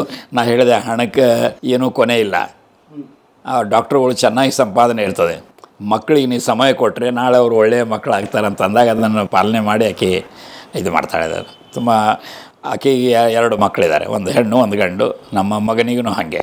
ಸೊ 4 ಮಂದಿ ಮೊಮ್ಮಕ್ಕಳಿದ್ದಾರೆ. ವಾಪಸ್ ಬಂದಿದ್ದು ಬಗ್ಗೆ ವಿಷಾದ ಇಲ್ಲ ನಿಮಗೆ? ವಾಪಸ್ ಬಂದಿದ್ರ ಬಗ್ಗೆ ವಿಷಾದ ಅಂತೂ ಹೇಳಷ್ಟು ಇಲ್ಲ, ರಿಗ್ರೆಟ್ಸ್. ಆದರೆ ಇನ್ನೂ ಸ್ವಲ್ಪ ಜಲ್ದಿ ಬಂದಿದ್ದರೆ ಒಳ್ಳೇದಾಗ್ತಿತ್ತೇನು ಅನ್ನೋದಿದೆ. ಯಾಕೆ ಅದು ತಡ ಯಾಕೆ ಆಯ್ತು ಅಂದರೆ, ಮೊದಲು ನಾನು 4-5 ವರ್ಷದೊಳಗೆ ಬರಬೇಕಂತ ಮಾಡಿದ್ದೆ. ಆವಾಗ ನಮ್ಮದು ಬೇರೆ ಬೇರೆ ಯೂನಿವರ್ಸಿಟಿ ಒಳಗೆ ಸ್ಟೂಡೆಂಟ್ ಅಸೋಸಿಯೇಷನ್ ಏನಿದೆ ಅದರದ್ದೊಂದು ಒಕ್ಕೂಟ ಮಾಡಿದ್ದೆವು. ಅದಕ್ಕೆ ನಾನು ಒಂದು ಕಡೆಗೆ ಇಲ್ಲಿ ಹಂಗೆ ರ್ಯಾಂಕ್ ಹೋಲ್ಡರ್ ಇದ್ದೆ, ಅಲ್ಲಿ ಒಳ್ಳೆಯ ಹುದ್ದೆ ಕಂಪನಿಯೊಳಗಿದ್ದಾಗ ನಾನು ವಾಲಂಟಿಯರ್ ಆಗಿ ಸ್ವಯಂ ಸೇವಕನಾಗಿ ನಾನು ಈ ಸಂಸ್ಥೆಗಳ ಜೊತೆ ಕೆಲಸ ಮಾಡ್ತಿದ್ದೆ. 74ರಲ್ಲಿ ಒಂದು ಇಂಡಿಯಾ ಡೆವಲಪ್ಮೆಂಟ್ ಸರ್ವಿಸ್ ಅಂತ ಮಾಡಿದ್ವಿ, ಇಲ್ಲಿ ಹೆಲ್ಪ್ ಮಾಡಲಿಕ್ಕೆ. ಅದೆಲ್ಲ ಇನ್ನು 1 ವರ್ಷದೊಳಗೆ 1.5 ವರ್ಷದೊಳಗೆ ನಾನೇ ಬರಬೇಕು ಅಂತ ಮಾಡಿದ್ದೆ. ಆದರೆ ಇಂದಿರಾ ಗಾಂಧಿಯವರು ತುರ್ತು ಪರಿಸ್ಥಿತಿ ಡಿಕ್ಲೇರ್ ಮಾಡಿದರು. ಅದು ನಮಗೇನಪ್ಪ ಅಂತಂದರೆ, ಯಾವುದೇ ಬಡವರು ಸಾಮಾಜಿಕ ಆರ್ಥಿಕವಾಗಿ ಅವರು ಜೀವನದೊಳಗೆ ಒಂದು ಅರ್ಥಪೂರ್ಣ ಜೀವನ ಮಾಡಬೇಕಾದ್ರೆ, ಗೌರವಿತ ಜೀವನ ಮಾಡಬೇಕಾದ್ರೆ ಈ ಒಂದು ಪ್ರಜಾಪ್ರಭುತ್ವದ ಚೌಕಟ್ಟೇನಿದೆ ಅದು ಬಹಳ ಮಹತ್ವದ ಚೌಕಟ್ಟು. ಅವರು ಅದನ್ನು ಗಾಳಿಗೆ ತೂರಿ ಎಲ್ಲ ಪೊಲಿಟಿಕಲ್ ವಿರೋಧಿಗಳನ್ನ ಜೈಲ್ದೊಳಗೆ ಹಾಕಿ, ಆಮೇಲೆ ನೀವು ಮಾಧ್ಯಮದವರು ಸತ್ಯದ ಕನ್ನಡಿಯನ್ನು ತೋರಿಸೋರು ಅಧಿಕಾರದಲ್ಲಿರೋರಿಗೆ ಅವ್ರನ್ನೆಲ್ಲರನ್ನ ಏನು ಮಾಡಿದ್ರು, ಸೆನ್ಸರ್ಶಿಪ್ ಮಾಡಿ, ಆಮೇಲೆ ನ್ಯಾಯಾಂಗವನ್ನು ತನ್ನ ಹಿಡಿತದೊಳಗೆ ಇಡಬೇಕಂತ ಪ್ರಯತ್ನ ಮಾಡಿ ಎಲ್ಲ ಮಾಡಿದರು. ಅದರ ವಿರುದ್ಧ ನಾವು ಅಲ್ಲೊಂದು ಇಂಡಿಯನ್ಸ್ ಫಾರ್ ಡೆಮಾಕ್ರಸಿ ಅಂತ ಒಂದು ಸಂಘಟನೆಯನ್ನು ಶುರು ಮಾಡಿ ಅಮೆರಿಕದಲ್ಲಿ ಭಾರತೀಯರನ್ನೆಲ್ಲ ಸಂಘಟನೆ ನಾವು ಮೊದಲೇ ಮಾಡಿದ್ದೆವು, ತಿರುಗಿ ಭಾರತಕ್ಕೆ ಬರೋರ ಸಲುವಾಗಿ ಮಾಡಿದ್ದೆವು. ಅವರೆಲ್ಲರೂ ಕೂಡಿಕೊಂಡು ಮಾಡಿ ನಾವು ತುಂಬ ವ್ಯವಸ್ಥಿತವಾಗಿ ಇಲ್ಲೇನು ಮಾಧ್ಯಮಗಳ ಸ್ವಾತಂತ್ರ್ಯ ಹರಣ ಆಗಿದ್ದರಿಂದ ಅವರೇನು ಹೊರಗೆ ತರಲಿಕ್ಕೆ ಸಾಧ್ಯ ಇಲ್ಲ, ಅವೆಲ್ಲವನ್ನು ನಾವು ಅಂತಾರಾಷ್ಟ್ರೀಯ ಇದರೊಳಗೆ ಮಾಡಿದೆವು. ಇದರಿಂದ ಇಂದಿರಾ ಗಾಂಧಿಗೆ ಇಷ್ಟು ಸಿಟ್ಟು ಬಂತಲ್ಲ, ಆಕೆ ನಮ್ಮ 4 ಮಂದಿಯ ಪಾಸ್ಪೋರ್ಟ್ ಇಂಪೋರ್ಟ್ ಮಾಡಿದ್ಲು. ನಾನೇ ನ್ಯಾಷನಲ್ ಕೋಆರ್ಡಿನೇಟರ್ ಆಗಿದ್ದೆ, ಅದಕ್ಕೆ ನಾನು ಒಬ್ಬ. ಮತ್ತು ನಿಮಗೆ ಗೊತ್ತಿದೆ, ಕೊನೆಗೆ ಮಾರ್ಚ್ 77ರೊಳಗೆ ಇಂದಿರಾ ಗಾಂಧಿ, ಅವ್ರ ಮಗ ಸಂಜಯ್ ಗಾಂಧಿ, 2-3ನೇ ಅಂಶ ಕ್ಯಾಬಿನೆಟ್ಟು, ಇಡೀ ಕಾಂಗ್ರೆಸ್ಸೇ ಕೆಳಗಿಳಿದು. ಸೊ ಮೊದಲನೇ ಸಲ ಪ್ರಜಾಪ್ರಭುತ್ವಕ್ಕೆ ಕುಂದು ಬಂದಾಗ ನಾವು 10,000 ಮೈಲಿ ದೂರಿದ್ದರೂ ಕೂಡ ನಮ್ಮದೇ ಆದ ಒಂದು ಚಿಕ್ಕ ಕೊಡುಗೆಯನ್ನು ಮಾಡುವ ಅನ್ನೋ ಒಂದು ಸಂತೃಪ್ತಿ ಇತ್ತು ನಮಗೆ. ಅದೆಲ್ಲ ಮಾಡಬೇಕಾದ್ರೆ ಅದು 2 ವರ್ಷ ಅದಾಯಿತು ಏನ್ರಿ. ಆಮೇಲೆ ನಾನು ಇಲ್ಲಿಗೆ ಬರಬೇಕಾದ್ರೆ ಇದೊಂದು ದೊಡ್ಡ ನಿರ್ಣಯ ಇದೆ. ಅದಕ್ಕೆ ಆ ರೀತಿ ಯಾರ್ಯಾರು ಬಂದಿದ್ದಾರೆ ಅಂತ ಹೇಳಿ ಅವ್ರ ಅನುಭವ ಏನಿದೆ ಅದರಿಂದ ನಾವೇನು ಕಲಿಯೋ ಸಾಧ್ಯ ಇದೆ ಅಂತ ಒಂದು ಸಲ ಬಂದು ಭೇಟಿ ಮಾಡಿ ತಿರುಗಿ ಹೋಗಿ ಅಲ್ಲಿ ಕಂಪ್ನಿಯವ್ರು ಏನು ಹೇಳಿದ್ರೆ, ನೀವು ಭಾಳ ಅಪರೂಪದ ಉತ್ಕೃಷ್ಟ ಕೆಲಸ ಮಾಡ್ತಾಯಿದ್ರಿ, ಜಲ್ದಿ ಹೋಗಬೇಡ್ರಿ, ಒಂದು ಸ್ವಲ್ಪ ಇದ್ದು ಹೋಗ್ರಿ ಅಂತ ಹೇಳಿದಕ್ಕೆ ಸ್ವಲ್ಪ ಬೇರೆ ಬೇರೆ ಎಲ್ಲ ಇದನ್ನು ಕೂಡಿಕೊಂಡು ತಿರುಗಿ ಬಂದೆವು. ಆದರೆ ಒಂದು ದೃಷ್ಟಿಯಿಂದ ಒಳ್ಳೆಯದಾಯ್ತು, ಯಾಕಂದರೆ ಈ ಮನಿ ಏನಿದೆ ಅಲ್ಲ, ನಾವು ಅದರದ್ದು ಒಂದು ಸಣ್ಣ ಮನೆಯರೇ ನಮಗೆ ಕಟ್ಟಿಸ್ಲಿಕ್ಕೆ ಅನುಕೂಲ ಆಯಿತು. ಇಲ್ಲಾಂದರೆ ಆಗ್ತಿದ್ದಿಲ್ಲ. ಯಾಕಂದರೆ ಈ ಕೆಲಸದೊಳಗೆ ಒಂದು 24/7 ಅಷ್ಟೇ ಇದು ಅದ. ಹೊರತಾಗಿ ನಾವು ಅಲ್ಲಿಂದ ಬಂದ ಮೇಲೆ ಒಂದು ರೆಫ್ರಿಜಿರೇಟರು, ಒಂದು ಈ ಡಿಶ್ ವಾಷರ್ ಯಾವುದೂ ಇದು ಇರಲಾರ್ದೆ ನಾವೊಂದು ಸಾದಾ ಜೀವನ ಮಾಡಿದ್ವಿ. 750 ರೂಪಾಯಿ ತಿಂಗಳಿಗೆ ಪಗಾರ ನನಗೆ ಮತ್ತು ನಮ್ಮ ಮನೆಯವರು ಇಬ್ಬರಿಗೂ ನಾವು ಮಾಡಿ ಅದರೊಳಗೆ ನಾವು ಜೀವನ ಮಾಡಿದ್ವಿ. ಆವಾಗ ಈಗೇನಿದೆಲ್ಲ ಅದು ಇತ್ತೀಚೆಗೆ 15,000 ಕೊಡ್ತಿದ್ರು, ಈಗ 21,000 ಮಾಡಿದ್ದಾರೆ ಒಂದು 2 ವರ್ಷದಿಂದ. ಏನು ಜಾಬ್ ಅಂದರೆ ಪೂರ್ಣಾವಧಿ ಇದ್ರ ಸಲುವಾಗಿ ಮಾಡೋದ್ರಿಂದ ನಮ್ಮ ಅಮೇರಿಕಾದ ಗೆಳೆಯರು ತಮ್ಮ ಉತ್ಪನ್ನದೊಳಗೆ ಅವರು ಅದನ್ನು ಇಂಡಿಯಾ ಡೆವಲಪ್ಮೆಂಟ್ ಸರ್ವಿಸ್ ಅಂತ ಶಿಕಾಗೋದೊಳಗಿದೆ, ಅದಕ್ಕೊಂದು ದೇಣಿಗೆ ಕೊಟ್ಟು ನಾವು ಈ ರೀತಿ ಏನು ಹಳ್ಳಿ ಒಳಗೆ ಹೋಗಿ ಕೆಲಸ ಮಾಡ್ತಿದ್ದೆ ಅವರಿಗೆ ಅವರು ಸಹಾಯ ಮಾಡ್ತಾರೆ. ಸೊ ಅದು ನಾನೇ ಅದಕ್ಕೆ ಮೊದಲನೇ ಅಧ್ಯಕ್ಷ ಆಗಿದ್ದೆ. ಈ ವರ್ಷ ಅವರು ತುಂಬ ದುಂಬಾಲು ಬಿದ್ದು ನೀವು ಬರಲೇಬೇಕು 50ನೇ ವರ್ಷದ ಇದಕ್ಕಂತ ಹೇಳಿ ಅಲ್ಲಿ 50ನೇ ಇದು ಮಾಡ್ತಾಯಿದ್ದಾರೆ, ಏನು ವಾರ್ಷಿಕೋತ್ಸವ. ಅದಕ್ಕೆ ಅವರು ಅಭಿಜಿತ್ ಬ್ಯಾನರ್ಜಿ ಅಂತ ನಮ್ಮ ಭಾರತ ಮೂಲದವರು, ಅವರು ನೊಬೆಲ್ ಪ್ರೈಜ್ ಎಕನಾಮಿಕ್ಸ್ ಒಳಗೆ ಪಡೆದಿದ್ದಾರಲ್ಲ, ಅವರೇ ಅದಕ್ಕೆ ಮುಖ್ಯ ಅತಿಥಿಗಳಾಗಿರ್ತಾರೆ. ನಾನು ಅಲ್ಲಿಗೆ ಹೋಗ್ತಾ ಇದ್ದೇನೆ. ಅದೊಂದು ಒಳ್ಳೆಯ ಸಂಸ್ಥೆ, ಚೆನ್ನಾಗಿ ನಡೀತಾ ಇದೆ. ಆ ಸಂಸ್ಥೆ ಶುರುವಾಗಿ 50 ವರ್ಷ ಆಯಿತು. ಅಲ್ಲ, ನಾನು ಬಂದ ಮೇಲೆ ಅವರು ನಡೆಸಿದ್ದಾರೆ. ಆದರೆ ಈಗ 50 ವರ್ಷ ಆಯಿತು. ಯಾಕಂದರೆ ನಾವು 1974 ಜನವರಿ ಒಳಗೆ ನಾವು ಶುರು ಮಾಡಿದ್ದೆವು. ಈಗ 2024 ಅಂದರೆ ಅದು 50 ವರ್ಷ ಆಯಿತು. ಯಾವಾಗ ಹೋಗ್ತೀರಿ ಅಮೆರಿಕಕ್ಕೆ? ನಾನು ಅಕ್ಟೋಬರ್ 26ಕ್ಕೆ ಆ ಕಾರ್ಯಕ್ರಮ ಇದೆ. ಸೊ ನಾನು ಒಂದು ತಿಂಗಳ ಮೊದಲೇ ಹೋಗಿ ಮೊಮ್ಮಕ್ಕಳ ಜೊತೆಗೆ ಇವ್ರ ಜೊತೆಗೆಲ್ಲ ಸ್ವಲ್ಪ ಟೈಮ್ ಕಳೆದು ಆಮೇಲೆ ಅದರೊಳಗೆ ಭಾಗವಹಿಸಿ ತಿರುಗಿ ಬರ್ತೀನಿ. ಹಾಗಾದರೆ ನೀವು ಭಾರತಕ್ಕೆ ವಾಪಸ್ ಬಂದದ್ದು ಯಾವ ವರ್ಷ? ನಾನು ಭಾರತಕ್ಕೆ ಬಂದಿದ್ದು 1979 ಜೂನ್ ಕೊನೆಗೆ. 45 ವರ್ಷ ಆಯಿತು. ಹಾಂ, ಕರೆಕ್ಟ್. ಅವಾಗೆ ನಾವೇನು ಈ ಎಮರ್ಜೆನ್ಸಿಯ ವಿರುದ್ಧ ಹೋರಾಟ ಮಾಡಿದ್ರಿಂದ ಜಯಪ್ರಕಾಶ್ ನಾರಾಯಣ ಅವರಂತ ಏನಿದ್ರು, ಅವರು ಒಂದು ಹೆಲ್ತ್ ಸಲುವಾಗಿ ಅಲ್ಲಿಗೆ ಬಂದಿದ್ರು ಸಿಯಾಟಲ್ಗೆ. ನಾವು ಹೋಗಿ ಅವ್ರನ್ನ ಗೌರವಿಸಿದೆವು. ಸ್ವಾತಂತ್ರ್ಯ ಮತ್ತೊಮ್ಮೆ ಪುನಃಸ್ಥಾಪನೆ ಮಾಡಿದವರು ಅಂತೇಳಿ. ಅವರು ಭಾಳ ಪ್ರೀತಿಯಿಂದ ಕೇಳಿದ್ರು, ನೀವೆಲ್ಲ ಏನು ಮಾಡ್ತಾಯಿದ್ರು? ಒಬ್ಬರು ಅಲ್ಲಿ ಯೂನಿವರ್ಸಿಟಿ ಒಳಗೆ ಪ್ರೊಫೆಸರ್ ಆಗಿದ್ದರು. ಅವ್ರು ಹೇಳಿದ್ರು, ನಾ ಪ್ರೊಫೆಸರ್ ಆಗಿದ್ದೇನೆ, ಹಿಂಗೆ ಭಾರತದಲ್ಲಿ ಗುಂಪುಗಳಿಗೆ ಸಹಾಯ ಮಾಡ್ತಾ ಇದ್ದೇನೆ. ಇನ್ನೊಬ್ಬರು ಅಲ್ಲಿ PhD ಮಾಡಿದರು. ಅವರಿಲ್ಲ, ನಾ ತಿರುಗಿ ಇಂಡಿಯಾದೊಳಗೆ ಬಂದು ಪ್ರಾಧ್ಯಾಪಕ ಆಗ್ತೀನಿ ಅಂತ ಹೇಳಿದರು. ಆಮೇಲೆ ನಿಮಗೇನಂತ ನನಗೆ ಕೇಳಿದ್ರು. ನಾನು ಹಳ್ಳಿಗಳ ಕಡೆ ಹೋಗ್ತಾ ಇದ್ದರೆ ನನಗೆ ಭಾರಿ ಖುಷಿ. ನನ್ನ ಜೀವನ 50ರೊಳಗೆ ನಾನು ರಾಜಕೀಯ ಬಿಟ್ಟು ನಾನು ಭೂದಾನ ಗ್ರಾಮದಾನ ಇದರೊಳಗೆ ಸೇರಿದವ. ನೀವು ಹಳ್ಳಿಗಳಿಗೆ ಹೋಗ್ತೀರಂದರೆ ನೀವು ನಾನು ಭೇಟಿ ಆಗಲೇಬೇಕು ಅಂತ ಹೇಳಿದರು. ಸೊ ಅವ್ರನ್ನ ನಾನು ಇದರೊಳಗೆ ಎಲ್ಲಿ ಮುಂಬೈದಲ್ಲಿ ಜಸ್ಲೋಕ್ ಹಾಸ್ಪಿಟಲ್ದು ಅವರು ಅವರಲ್ಲಿ ಬಂದಾಗ ಇಂಡಿಯನ್ ಎಕ್ಸ್ಪ್ರೆಸ್ ರಾಮನಾಥ್ ಗೋಯಂಕ ಗೊತ್ತು ನಿಮ್ಗೆ, ಒಳ್ಳೆಯ ಗೆಳೆಯರವ್ರು. ಅವ್ರ ಗೆಸ್ಟ್ ಹೌಸ್ದೊಳಗನೆ ನಾನು ಅವ್ರನ್ನ ಭೇಟಿಯಾದ. ಅವರು ತುಂಬ ತಮ್ಮ ಮಗನಿಗೆ ಮಾಡ್ಲಿಕ್ಕಿಲ್ಲ ಅಷ್ಟು ಪ್ರೀತಿಯಿಂದ ಹಳ್ಳಿಗಳಿಗೆ ಹೋಗ್ತೀನಿ ಅನ್ನೋ ಒಂದು ಖುಷಿಯಿಂದ ಅವರು ಬಹಳ ಒಳ್ಳೆಯ ಇದನ್ನು ಮಾಡಿದ್ರು ಸರ್. ತಾವು JPನ ಭೇಟಿ ಮಾಡಿದಿರಿ? ಅದೇ ಭೇಟಿ ಏನು ಪ್ರಶ್ನೆ, ಅವರೇ ಅಷ್ಟು ಪ್ರೀತಿಯಿಂದ ಇದೆಲ್ಲ ಬಿಟ್ಟು ಬರ್ತಾ ಇದೆ ಅಂದರೆ ಅವರಿಗೆ ಖುಷಿ ಆಗಿತ್ತು ಭಯಂಕರ. ಅವ್ರು ಹೇಳಿದರು, ಬಂದು ಅವರು ಹೆಗಲ ಮೇಲೆ ಇದು ಇಟ್ಟು, ಇದೊಂದು ಭಾಳ ಒಳ್ಳೆಯ ಕೆಲಸ ಮಾಡ್ತಾಯಿದ್ರಿ, ಯಾವುದೇ ಪರಿಸ್ಥಿತಿಯೊಳಗೆ ಧೈರ್ಯದಿಂದ ಮುಂದುವರಿಸ್ಕೊಂಡು ಹೋಗ್ರಿ. ನಾ ಹೇಳಿದೆ, ನಿಮ್ಮಂಥವ್ರ ಆಶೀರ್ವಾದ ಇದ್ದಾಗ ಮತ್ತು ನಮ್ಮ ತಾಯಿಯವರ ಶರಣರ ಒಂದು ಬ್ಯಾಕ್ಗ್ರೌಂಡ್ ಇದ್ದಾಗ ನೀವು ಕೇಳ್ತಾ ಇದ್ದೀರಿ ಇದು ಹೆಂಗೆ ಬರ್ತದೆ ಅಂದರೆ, ಮೊದಲು ನಿರ್ಭಿಡೆಯಾಗಿರಬೇಕು. ಯಾಕಂದರೆ ನಾವು ಸರಿಯಾದ ನ್ಯಾಯಯುತ ನೈತಿಕ ಹಾದಿಯೊಳಗೆ ಹೋಗುವಾಗ ನಾವು ಯಾರಿಗೆ ಹೆದರುವ ಪ್ರಶ್ನೆನೇ ಬರೋದಿಲ್ಲ.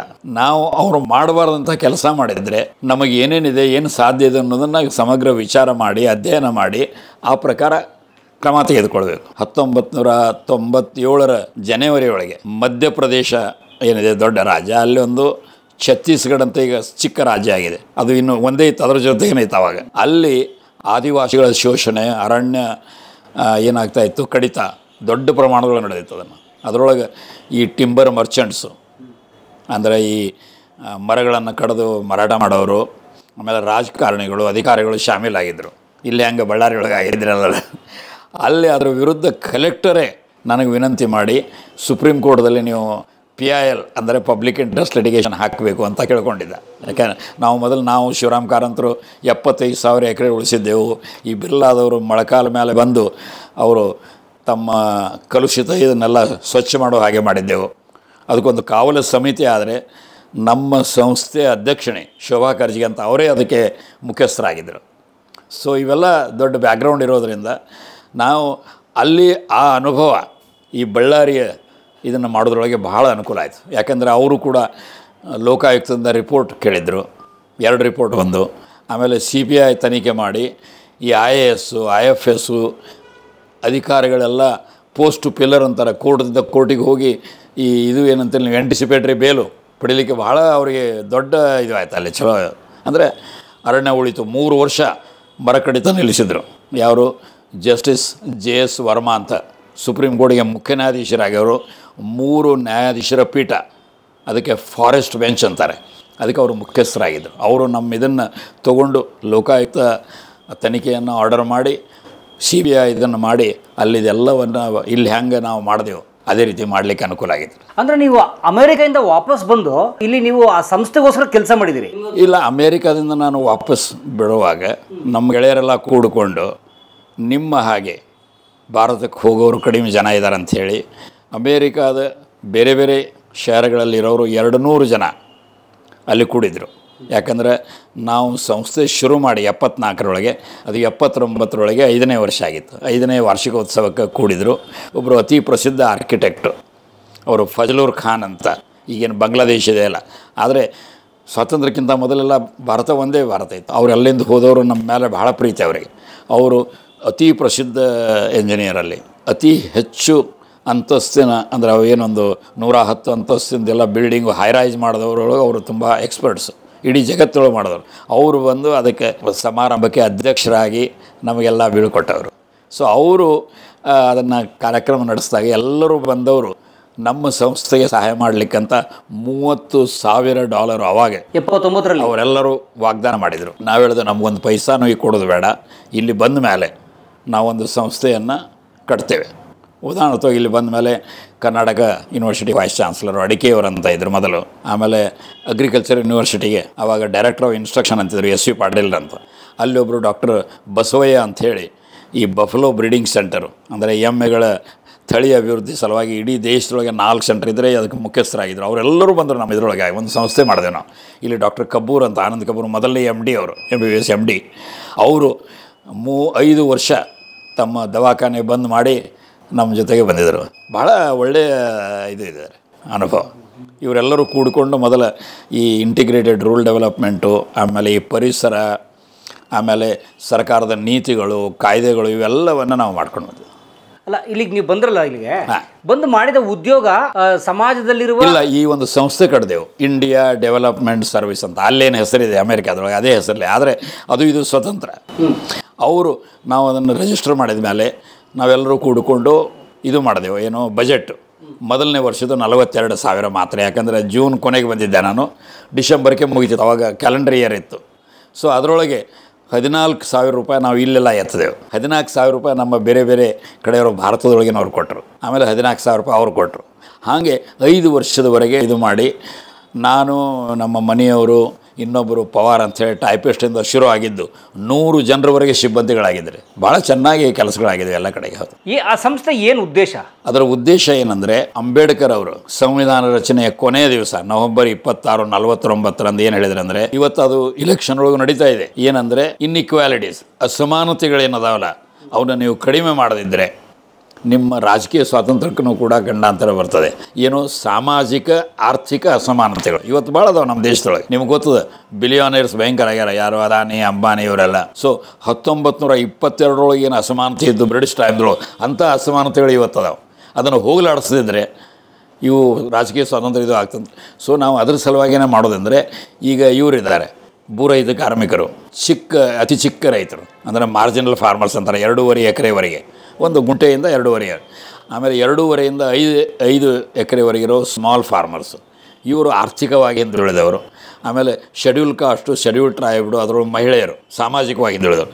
ಇವ್ರನ್ನ ಸ್ವಸಹಾಯ ಸಂಘಗಳಂತ ಮಾಡಿ, ಆಮೇಲೆ ಹಳ್ಳಿಯ ಆರೋಗ್ಯ ಕಾರ್ಯಕರ್ತೆಯರಂತ ಮಾಡಿ, ಇವತ್ತೇನು ನೀವು ಆಶಾ ಕಾರ್ಯಕರ್ತೆಯರು ಕೇಳ್ತಿರಲ್ಲ, ಅದ್ರ ಶುರುವಾತು ಮಾಡಿದವರು ನಾವು ಮೊದಲು. ಆಮೇಲೆ ಇಲ್ಲಿ ಯಾವುದು ಜಿಲ್ಲಾ ಪಂಚಾಯತಿ ಒಳಗೆ ನಮ್ಮ ಇದನ್ನು ನೋಡಿಕೊಂಡು ಇನ್ನೂ ಕೆಲವು ಕಡೆಗೆ ಮಾಡಬೇಕಂತ ಒಬ್ಬರು IAS, ಈ ZP ಅಂತಿರಲ್ಲ, ಜಿಲ್ಲಾ ಪಂಚಾಯತ್ CEO ಇರ್ತಲ್ಲ, ಅವರು ಮಾಡಿದ್ದು ನೋಡ್ರಿ. ಮೊನ್ನೆ ಕೋವಿಡ್ದೊಳಗೆ ಅವರು ಭಯಂಕರ ಒಳ್ಳೆಯ ಪಾತ್ರ ಮಾಡಿದರು. ಅದೇ ಪ್ರಕಾರ ನಾವು ಮೆಡ್ಲೇರಿ ಅಂದರೆ ಅಲ್ಲಿ ಹೆಚ್ಚು ಕುರುಬರಿದ್ದಾರೆ, ಕುರಿಗಾರರ ಪ್ರದೇಶ. ಆ ಕುರಿಗಳ ಆರೋಗ್ಯದ ಬಗ್ಗೆ ಮೊದಲೊಂದು ರೆಂಡರ್ಪೆಸ್ಟ್ ಅಂತ ಮಹಾರೋಗ ಅಂತಾರೆ, ಬಂದು ಎಲ್ಲ ಸತ್ತು ಬಿಡ್ತಿದ್ದವು. ನಾವು ಯಾವಾಗ ಅದನ್ನು ಇವನ್ನ ಏನೋ ಈಗ ನಿಮಗೆ ಮಕ್ಕಳಿಗೆ ಜುಲಾಬ್ ಅಂತೇವೆ ನೋಡ್ರಿ, ಮೊದಲು ಔಡ್ಲೆಣ್ಣೆ ಕೊಡ್ತಿದ್ರು. ಆ ಒಳಗಿನ ಜಂತುಗಳು ಹೊರಗೆ ಹೋಯ್ತಂದರೆ ಎಷ್ಟೋ ಅವರಿಗೆ ಆಹಾರ ತೊಗೊಂಡಿದ್ದು ಅವರಿಗೆ ಉಪಯೋಗ ಆಗ್ತದೆ. ಹಾಗೆ ಕುರಿಗಳೊಳಗೆ ನಾವು ಅದನ್ನು ಮಾಡಿದೆವು ಮೊದಲು. ಅದನ್ನು ಡಿವರ್ಮಿಂಗ್ ಅಂತಾರೆ. ಅದು ಮಾಡಿದಾಗ ಮೊದಲು ಏನು ಸಾಯ್ತಿದ್ದು 3 ಹಳ್ಳಿಯೊಳಗೆ ಎಲ್ಲಿ ಮಾಡಿದ್ದೆವು ನಾವು, ಯಾವುದೂ ಸಾಯಲೇ ಇಲ್ಲ ಕುರಿ. ಅದು ದೊಡ್ಡ ಪ್ರಸಿದ್ಧಾಗಿ ಇಡೀ ಕರ್ನಾಟಕದೊಳಗೊಂದು ಕುರಿಗಾರರ ಒಕ್ಕೂಟ ಇದೆ, ಅದು ತುಂಬ ಚೆನ್ನಾಗಿ ಮಾಡ್ತಾಯಿದ್ದಾರೆ. ಅವೆಲ್ಲ ಬಹಳಷ್ಟು ಕಥೆಗಳಿವೆ. ಇರುವ ವ್ಯವಸ್ಥೆಯನ್ನು ತುಂಬ ಎದುರಾಕೋತಿರಲ್ಲ, ಯಾಕೆ? ಹೌದು, ಇಲ್ಲ ವ್ಯವಸ್ಥೆ ನೋಡಿ, ಇದು ಬಹಳ ವರ್ಷಗಳಿಂದ ಬೇರೆ ಬೇರೆ ಪದ್ಧತಿಯೊಳಗಿಂದ ಇದು ಏನಾಗಿದೆ ನಡೆದು ಬಂದಿದೆ. ಈಗ ಉದಾಹರಣಾರ್ಥವಾಗಿ ನಿನ್ನೆ ಇವತ್ತು ಈ ದೇವೇಗೌಡ ಅಂತೇನು ಪ್ರಧಾನಮಂತ್ರಿಗಳಾಗಿದ್ದರು, ಅವ್ರ ಕುಟುಂಬದೊಳಗೆ ರೇವಣ್ಣ ಏನವರು MLA ಇದ್ದಾರೆ, ಅವರ ಮಗ ಪ್ರಜ್ವಲ್ ಅನ್ನವ MP ಇದ್ದಾನೆ. ಅವರು ಯಾವ ರೀತಿ ಮನೆಯಲ್ಲಿ ಕೆಲಸ ಮಾಡುವ ಮಹಿಳೆಯರ ಮೇಲೆ ಅತ್ಯಾಚಾರ ಅಂತ ಕೇಳ್ತಾ ಇದ್ದೀರಿ ನೀವು. ಇವೆಲ್ಲ ಸಮಾಜದೊಳಗೆ ಭಯಂಕರ ನಡೆಯಬಾರದ ಘಟನೆಗಳು ಇವೆಲ್ಲ ನಡೀತಾ ಇವೆ. ಶೋಷಣೆ ಮಾಡ್ತಾ ಇದ್ದಾರೆ. ಈಗ ರೈತರಿಗೆ, ನಾನು ಚಿಕ್ಕವ ಇದ್ದಾಗ ರೈತರ ಗೋಳು ಅಂತ ಒಂದು ಇಡೀ ರಾತ್ರಿ ಆಟ ಮಾಡ್ತಿದ್ರು, ಬಯಲಾಟ ಅಂತಾರೆ ಅವಾಗ.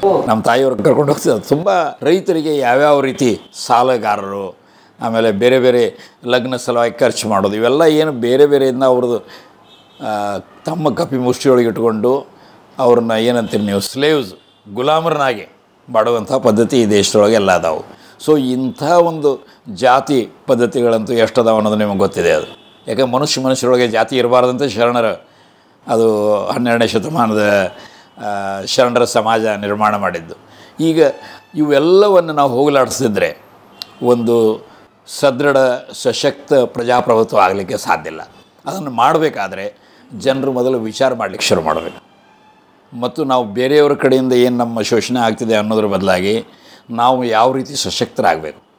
ಸ್ವಸಹಾಯ ತೆಗೆದುಕೊಂಡು ನೀವು ಒಬ್ಬರಿರೋ ಬದಲಾಗಿ 12 ಜನ ನೀವು ಇದ್ದರೆ ಅಂದರೆ ಮಹಿಳೆಯರು ಒಬ್ಬರಿಂದ ಒಬ್ಬರು ಏನೊಂದು ಸೇವಿಂಗ್ಸ್ ಮಾಡಿ 5 ರೂಪಾಯಿನೇ 2 ರೂಪಾಯಿನೇ ಹಿಂಗೆ ಮಾಡ್ಕೋತ ಬಂದಾಗ ಒಬ್ಬರಿಗೆ ಏನರ ಆಪತ್ತಾದರೆ ನಾವು ಕೊಡ್ತೇವೆ.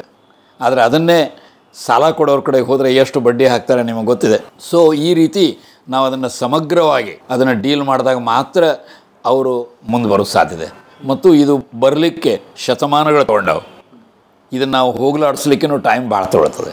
ಆದರೆ ನಾವು ಎಲ್ಲೆಲ್ಲಿ ಪ್ರಯತ್ನ ಮಾಡಿದ್ದೇವೆ ಅಲ್ಲಿ ಜನ ಸ್ವೀಕಾರ ಮಾಡಿದ್ದಾರೆ, ಭಾಗವಹಿಸಿದ್ದಾರೆ, ಆಮೇಲೆ ತಾವೇ ಲೀಡರ್ಶಿಪ್ ತೊಗೊಂಡು ಮಾಡಿದ್ದಾರೆ. ಈಗ ಹಂಗೆ ಅಮೇರಿಕಾದೊಳಗೆ ನಾನು ಮಾಡಿದ ಸಂಸ್ಥೆ, ಶುರು ಮಾಡಿದ ಸಂಸ್ಥೆ ಇವತ್ತು ಇದೆ 50 ವರ್ಷ. ಈಗ ಮೆಡ್ಲೇರಿ ಒಳಗೆ ಇನ್ನೂ ಆ ಕುರಿಗಾರರ ಒಕ್ಕೂಟ ಇದೆ. ಬೇರೆ ಬೇರೆ ಎಲ್ಲನೂ ಇರ್ತವೆ. ಈಗ ನೋಡಿ, ಈ KMF ಅಂತ ಆಯಿತು, ಇದು ನಾವು ಬಂದ ಮೇಲೆ ಆಗಿದ್ದು. ಅದರೊಳಗೆ ಎಲ್ಲೇ ಆದರೂ ಮಹಿಳೆಯರ ಸಂಘಟನೆಗಳು ಅಂದರೆ ವಿಮೆನ್ಸ್ ಕೋಆಪರೇಟಿವ್ ಅದರ ಭಾಗಗಳಾಗಿದ್ದರೆ ನಮ್ಮ ಭಾಗದೊಳಗೆ ಮಾತ್ರ ಆಗಿದೆ. ಯಾಕಂದ್ರೆ ನಾವು ವಿಶೇಷವಾಗಿ ಅದನ್ನು ಪ್ರಯತ್ನಪಟ್ಟು ಮಾಡಿದೆವು. ಸೊ ಇವೆಲ್ಲವೂ ಸಾಧ್ಯತೆ. ಆಮೇಲೆ ಚರಕ ಒಂದು ಮಾಡ್ತೀರ. ಈಗ ನಿಮಗೆ ಚರಕ ಅಂದ್ರೆ ಗೊತ್ತಿದೆ, ನುಲ್ಲುದು. ಆದರೆ ಅಲ್ಲಿ ಉಣ್ಣೆ ಭಾಳ ಕುರಿಗಳಿರೋದ್ರಿಂದ ಅದು ಏನಾಗ್ತಾ ಇತ್ತು, ಈ ಗಾಂಧಿ ಚರಕ ಇದು ಆಗೋದ್ರಿಂದ ಅವ್ರ ಎದೆ ಮೇಲೆ ನೋವಾಗಿ ಅವ್ರಿಗೆ ತೊಂದರೆ ಆಗ್ತಿತ್ತು. ಅದಕ್ಕೆ ಫುಟ್ ಆಪ್ರೇಟೆಡ್ ಕಾಲಿನಿಂದ ಮಾಡುವಂಥದ್ದು ಮೆಡ್ಲೇರಿ ಚರಕ ಅಂತ ಮಾಡಿದೆವು. ಅದು ನಮ್ಮ ಭಾಗದೊಳಗೆ ಅಷ್ಟೇ ಅಲ್ಲ, ಗುಲ್ಬರ್ಗಾದೊಳಗೆ, ಆ ಕಡೆಗೆ ಈ ಕಡೆಗೆ, ಆಮೇಲೆ ಮಹಾರಾಷ್ಟ್ರದೊಳಗೆ, ಆಮೇಲೆ ಬೇರೆ ರಾಷ್ಟ್ರ ಅಂದ್ರೆ ಬಾಂಗ್ಲಾದೇಶು, ಥಾಯ್ಲ್ಯಾಂಡು, ವಿಯೆಟ್ನಾಮು ಎಲ್ಲ ಕಡೆಗೆ ಚರಕ ಹೋಗಿವೆ. ಅಂದರೆ ನೋಡ್ರಿ, ಇದರೊಳಗೆ ನಾವೇನದನ್ನು ಕಾಪಿ ರೈಟ್ ಮಾಡ್ಕೊಂಡು ರೊಕ್ಕ ಮಾಡೋರಲ್ಲ. ಜನರಿಗೆ ಅನುಕೂಲ ಆದರೆ ಒಳ್ಳೇದಂತ ನಾವೆಲ್ಲ ಅದನ್ನು ಕೊಟ್ಬಿಡ್ತೇವೆ. ಸೊ ಇಂಥವೆಲ್ಲ ಕೆಲಸ ಮಹಿಳೆಯರ ಹಾಲಿನ ಕೋಆಪರೇಟಿವ್ಗಳು, ಆಮೇಲೆ ಹಳ್ಳಿಯ ಆರೋಗ್ಯ ಕಾರ್ಯಕರ್ತೆಯರಿಗೆ ಆಶಾ ಏನಂತೇವೆ, ಆಮೇಲೆ ಕುರಿ ಯುವಕರ ಆರೋಗ್ಯ ಇವರಂತ ಯುವಕರು ಅವರು ಅದನ್ನು ಚೆನ್ನಾಗಿ ಮಾಡಿದ್ದಾರೆ. ಆಮೇಲೆ ಸಾಮಾಜಿಕ ಅರಣ್ಯ ಅಂತ ಹೇಳಿ ಏನೊಂದು 4-5 ಎಕರೆ ಇದ್ದರೆ ಅಲ್ಲಿ ಉತ್ಕೃಷ್ಟ ಹುಲ್ಲುಗಳನ್ನು, ಆಮೇಲೆ ಇದು ಏನು ಮೇವಿನ ಮರಗಳಿರ್ತಾವೆ. ಈಗ ಉದಾಹರಣಾತ್ಮಕ ಬರ ಬಿದ್ದಾಗ ನಮಗೆ ಹೆಂಗೆ ತೊಂದರೆ ಆಗ್ತದೆ, ಪ್ರಾಣಿಗಳಿಗೂ ಇದ್ರ ತೊಂದರೆ ಆಗ್ತದೆ. ಅಂಚನೆ ಅಂತ ಟ್ರೀ ಹಾಕಿದ್ರು ಅವಾಗ. ಅವು ಏನದವು ಈಗಾದರೂ ಕೂಡ ತುಂಬ ನ್ಯೂಟ್ರಿಷಸ್, ಅವು ಕುರಿಗಳಿಗೆ ಇದು ಆಗ್ತದೆ. ಸೊ ಇವೆಲ್ಲವನ್ನು ಜೀವನ ಹ್ಯಾಂಗೆ ಮಾಡಬೇಕು, ನಮ್ಮ ನೈಸರ್ಗಿಕ ಸಂಪನ್ಮೂಲಗಳನ್ನು ಹೇಗೆ ವ್ಯವಸ್ಥಿತವಾಗಿ ಬಳಸಬೇಕು, ನಮ್ಮ ಇದನ್ನು ಏನು ಆರೋಗ್ಯವನ್ನು ಹ್ಯಾಂಗೆ ಕಾಪಾಡಿಕೊಳ್ಬೇಕು. ಅಂದರೆ ರೋಗ ಬಂದ ಮೇಲೆ ಅದನ್ನು ಗುಣಪಡಿಸ್ಬೇಕಾದ್ರೆ ಖರ್ಚು ಭಾಳ ಆಗ್ತದೆ. ಅದರದ್ದು ಇದನ್ನು ಏನಂತಾರೆ ಇಂಪ್ಯಾಕ್ಟ್ನೂ ಭಾಳ ಆರೋಗ್ಯದ ಮೇಲೆ ಇದು ಆಗ್ತದೆ. ಆದರೆ ಅದು ರೋಗ ಬರಲಾರ್ದಂಗೆ ಮಾಡಿದರೆ ಮೊದಲೇನು ಕುಡಿಯೋ ನೀರು. ನಾವು ಅಲ್ಲಿ ಮೊದಲು ಮೆಡ್ಲೇರಿ ಒಳಗೆ ಹೋದಾಗ ನಮ್ಮ ಮನೆಯೊಳಗೆ, ಯಾಕೆ ನಾವಿಬ್ಬರು ಕೆಲಸ ಮಾಡೋದ್ರಿಂದ ಒಬ್ಬರು ಮಹಿಳೆಯರು ನಮಗೆ ಸಹಾಯ ಮಾಡ್ತಿರಲ್ಲ ಮನೆ ಕೆಲಸಕ್ಕದು. ಅವರು ಬೆಳಗ್ಗೆ 4 ಗಂಟೆಗೆ ಎದ್ದು ಬಾವಿಯೊಳಗಿಂದ ನೀರದು ಸೆಲೆ ಬಂದಾಗ ತೊಗೊಂಡು ಬರಬೇಕಾಗ್ತದೆ. ಅಷ್ಟು ನೀರಿನ ಕೊರತೆ ಇತ್ತು. ಆದರೆ ನಾವು ಬಂದ ಮೇಲೆ ಸರ್ಕಾರದ ಜೊತೆಗೆ ಮಾತಾಡಿಕೊಂಡು ಬೋರ್ ಹಾಕಿ ಪೈಪ್ ಟು ವಾಟರ್ ಮಾಡಿ ಮನೆ ಸಮೀಪದೊಳಗೆ ನಾವು ನಲ್ಲಿಗಳನ್ನು ಹಾಕಿ ನೀರು, ಅದು ದೊಡ್ಡ ಆರೋಗ್ಯಕ್ಕೆ ದೊಡ್ಡ ಇದು ಆಗ್ತದೆ. ಆದರೆ ಮಕ್ಕಳಿಗೆ ಅವೇನಂತಾರಲ್ಲ, ಈ ರೋಗಗಳು ಬರಲ್ಲಂಗೆ ಚುಚ್ಚು ಮದ್ದಿರ್ತಾವೆ, ಅವನ್ನ ಹಾಕ್ಸೋದು. ಆಮೇಲೆ ಪೋಲಿಯೋ ಬಂದರೆ ಕಾಲೆಲ್ಲ ಇದು ಆಗ್ತಿದೆ ನೋಡ್ರಿ. ಈಗ ಅದು ಪೋಲಿಯೋ ಡ್ರಾಪ್ಸ್ ಅಂತಾರೆ, ನಿಮಗೆ ಗೊತ್ತು. ಆಮೇಲೆ ಮಹಿಳೆಯರು ಹೊಟ್ಟಲೆ ಇರುವಾಗ ಅವರು ಆ ಮಗುವಿನ ಆರೋಗ್ಯ ನೋಡಬೇಕು, ಅವ್ರದ್ದು ನೋಡಬೇಕು. ಅದಕ್ಕೊಂದು ನ್ಯೂಟ್ರಿಷಸ್ ಆಗಬೇಕಾದ್ರೆ ಅವರಿಗೆ ಹೊರಗಿಂದ ಹೋಗಿ ಇವೆಲ್ಲ ಟಾನಿಕ್ ಗಿನಿಕ್ ಅವು ನಿಜವಾಗಲೂ ಸರಿಯಲ್ಲ. ಇಲ್ಲಿ ದ್ವಿದಳ ಧಾನ್ಯಗಳು, ಆಮೇಲೆ ಇವನ್ನ ಕುಡ್ಕೊಂಡು ಪೋಷಾಕ್ ಪೌಡ್ರ್ ಅಂತಾರೆ, ಮಕ್ಕಳಿಗೂ ಆಯಿತು ಮಹಿಳೆಯರಿಗೆ ಇದೂ ಆಯಿತು. ಇವೆಲ್ಲ ಮಾಡಿದರೆ ಆಮೇಲೆ ಡೆಲಿವರಿ ಟೈಮ್ದೊಳಗೆ ತಾಯಂದಿರು ಸಾಯ್ತಾರೆ, ನಿಮಗೆ ಗೊತ್ತು. ಒಂದು ಕಾರಣ ಏನಂದರೆ ನಂಜಾಗಿದೆ. ಯಾಕಂದ್ರೆ ಅಲ್ಲೇನು ಮಾಡ್ತಿದ್ರು, ಈ ಕುರುಬರು ಅದು ಇದು ಇರ್ತದಲ್ಲ, ನೀವೇನಂದ್ರೆ ಅದನ್ನು ಭಂಡಾರ ಹಾಕ್ಕೊಂಡು ಅದನ್ನು ಕೊಡ್ಲಿಯಿಂದ ಮಾಡ್ತಿದ್ರು. ಅದು ನಂಜಾಗಿದ್ದರೆ ಅದು ಎಲ್ಲ ಇದು ಆಗ್ತದೆ. ಸೊ ಅದನ್ನು ಕ್ಲೀನ್ ಡೆಲಿವರಿ ಹೆಂಗೆ ಮಾಡಬೇಕು, ಆಮೇಲೆ ಬಾಣಂತಿಯರಿಗೆ ಯಾವ ರೀತಿ ನ್ಯೂಟ್ರಿಷನ್ ಮಾಡಬೇಕು, ಆಮೇಲೆ ಮನೆಯೊಳಗಿನ ಸ್ವಚ್ಛತೆ, ಅದು ನಾವು ಜಗತ್ತು ಸುಧಾರಣೆ ಮಾಡೋದು ನಮ್ಮಿಂದ ಶುರು ಆಗಬೇಕಂತಿದೆ ನೋಡಿ. ನಾವಲ್ಲಿ ಹೋದಾಗ ನಾವೊಂದು ಸಣ್ಣ ಮನೆಯೊಳಗೆ ಒಂದು ಅಂದರೆ ನೇಕಾರ ಸಲುವಾಗಿ ಅದನ್ನು ಕಟ್ಟಿದ್ದಿತ್ತು. ಅಡ್ಡಿ ಇಲ್ಲ, ಅದು ದೊಡ್ಡ ಕಿಟಕಿಗಳೆಲ್ಲ ಬರೋರಿತ್ತು. ಆದರೆ ಅಲ್ಲಿ ಪಾಯ್ಖಾನೆ ಇರಲಿಲ್ಲ ಮತ್ತು ಬಚ್ಚಲು ಮನೆ ಇರಲಿಲ್ಲ. ನಾವು ಅದನ್ನು ಮಾಡಿದಾಗ ಆ ಬಚ್ಚಲು ಮನೆ ನೀರು ಹೋಗಲಿಕ್ಕೆ ಇಂಗು ಇದನ್ನಂತ ಮಾಡಿ ಅಲ್ಲಿ ಒಂದು ಪಪಾಯಿ ಗಿಡ ಹಚ್ಚಿದ್ರೆ ಅದು ಏನೋ ಒಂದು ದೃಷ್ಟಿ ಇದು ಆಗ್ತದೆ, ಅದಕ್ಕೆ ಉಪಯೋಗ ಆಗ್ತದೆ. ಸೊ ಇವೆಲ್ಲನೂ ಹೊಸ ಹೊಸ ವಿಚಾರಗಳನ್ನು ಕೂಡಿ ಒಂದು ಜೀವನ ಹೆಂಗೆ ಸಮೃದ್ಧವಾಗಿ ಮಾಡಬೇಕು ಅನ್ನೋದನ್ನು ಅಲ್ಲಿ ಮಾಡಿದ್ವಿ. ಅದೇ ಇಂಟಿಗ್ರೇಟೆಡ್ ರೂರಲ್ ಡೆವಲಪ್ಮೆಂಟ್, ಸಮಗ್ರ ಗ್ರಾಮೀಣಾಭಿವೃದ್ಧಿ. ಕರೆಕ್ಟ್. ಮತ್ತು ಬೇರೆ ಬೇರೆ ಮಹನೀಯರು ಬೇರೆ ಬೇರೆ ಮಂದಿ ಪ್ರಯೋಗ ಮಾಡಿದ್ದಾರೆ. ಇದು ಹೆಂಗೆ ನ್ಯೂಟನ್ ಅಂತ ಒಬ್ಬ ದೊಡ್ಡ ವಿಜ್ಞಾನಿ ಆದಾಗ ಅವನು ತನ್ನ ಆವಿಷ್ಕಾರಗಳನ್ನು ಸಂಶೋಧನೆಗಳನ್ನ ಮಾಡಬೇಕಾದ್ರೆ ಅವನು ಹೇಳ್ತಿದ್ದ, if I could look beyond it is by standing on the shoulders of the giant. ಅಂದರೆ ನನಗಿಂತ ಮೊದಲು ಯಾರು ಈ ಹೊಸ ಪ್ರಯೋಗಗಳನ್ನು ಮಾಡಿ ಹೊಸ ಸಂಶೋಧನೆಯನ್ನು ಮಾಡಿದರು ಅದನ್ನು ಬಳಸಿಕೊಂಡು ಅದರ ಆಧಾರದ ಮೇಲೆ ನಾನು ಮುಂದೆ ಹೋಗಿನಿ ಅಂತ. ಈಗ ನೋಡಿರಿ, ಕೋಪರ್ನಿಕಸ್ಸು, ಗ್ಯಾಲಿಲಿಯೋ ಜೇಲೊಳಗೆ ಹಾಕಿದ್ದು ಗೊತ್ತಿದೆ ನಿಮಗೆ, ಗ್ಯಾಲಿಲಿಯೋ. ಸೊ ಅವರೆಲ್ಲ ಧೈರ್ಯದಿಂದ ಮಾಡಿದ್ರಂತ ಅದಾಯ್ತು. ಸೊ ಹಂಗೆ ಬೇರೆ ಬೇರೆಯವರು ಪ್ರಯೋಗ ಏನು ಮಾಡಿರ್ತಾರೆ ಅದನ್ನು ಮಾಡೋದು. ನಾವು ಮಾಡಿದ ಮೇಲೆ ಅದನ್ನು ಸ್ವಲ್ಪ ದೊಡ್ಡ ಪ್ರಮಾಣದೊಳಗೆ ಮಾಡಬೇಕಾದ್ರೆ ಸರ್ಕಾರ ಜೊತೆಗೆ ಕೋಪ್ರೇಷನ್ನು. ಅವಾಗ ಡೆವಲಪ್ಮೆಂಟ್ ಕಮಿಷನರ್ ಇದ್ದರು, ಮುಂದೆ ಚೀಫ್ ಸೆಕ್ರೆಟರಿ ಅವರು ನಮ್ಮ ಹಳ್ಳಿಗೆ ಬಂದು ಚಕ್ರ ಮಕ್ಕಳು ಹಾಕ್ಕೊಂಡು ಬೀರೇಶ್ವರ ಗುಡಿ ಅಂತಾರೆ, ಕುರುಬರ ದೇವರು ಬೀರೇಶ್ವರ ಅಂತ, ಅಲ್ಲಿ ಕುಂತು ಮಾತಾಡಿ ಅವ್ರ ಹೆಂಡತಿ ಅವ್ರ ಜೊತೆಗೆ ಬಂದಿದ್ದಾರೆ. ಅವರು ತುಂಬ ಖುಷಿಯಾಗಿ ನನ್ನ ಮಗಳನ್ನ ಕರ್ಕೊಂಡು ಬರ್ತೇವೆ ಇಲ್ಲಿಗೆ ನಿಮ್ಮ ಕೆಲಸ ನೋಡಲಿಕ್ಕೆ ಅಂತ.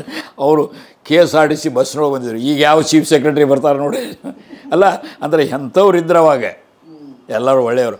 ಅವರು ಬಂದು ಮಾಡಿದ್ರಿಂದ ಉಳಿದವರೆಲ್ಲರೂ ಆಫೀಸರ್ಸ್ ಬರ್ತಿದ್ರು. ಸೊ ಹೀಗಾಗಿ ಸರ್ಕಾರನೂ ಕೂಡ ಈ ದಿಶೆಯೊಳಗೆ ಬರಲಿಕ್ಕೆ ಅನುಕೂಲ ಆಯಿತು. ನಿಮಗೊಂದು ಸುಧಾ ಪೇಪರ್ ಅಂತ ಇದೆ, ಡೆಕ್ಕನ್ ಹೆರಾಲ್ಡ್ ಪ್ರಜಾ, ಅವರು ಕವರ್ ಅಪ್ ಸ್ಟೋರಿ ಏನಂದರೆ ಶಿಕಾಗೋದಿಂದ ಮೆಡ್ಲೇರಿಗೆ ಅಂತ ನಮ್ಮ ಅನುಭವದ ಮೇಲೆ ಅವರು ಮಾಡಿದರು, ಭಾಳ ಒಳ್ಳೆ. ಸೊ ಇದು ಆಮೇಲೆ ಇಂಡಿಯಾ ಟುಡೇ ಅಂಥೇಳಿ ಬೇಕನ್ ಆಫ್ ಹೋಪ್ ಅವರು ಭಾಳ ಹಿಂಗೆ ಒಂದು ಎಲ್ಲರೂ ಇದನ್ನು ಸಕಾರಾತ್ಮಕವಾಗಿ ಒಂದು ಬೆಂಬಲ ದೃಷ್ಟಿಯಿಂದ ನೋಡಿದ್ದರಿಂದ ಅದು ಹೆಚ್ಚು ವ್ಯವಸ್ಥಿತವಾಗಿ ಹೊರಗೆ ಹೋಗಲಿಕ್ಕೆ ಅನುಕೂಲ ಆಯಿತು.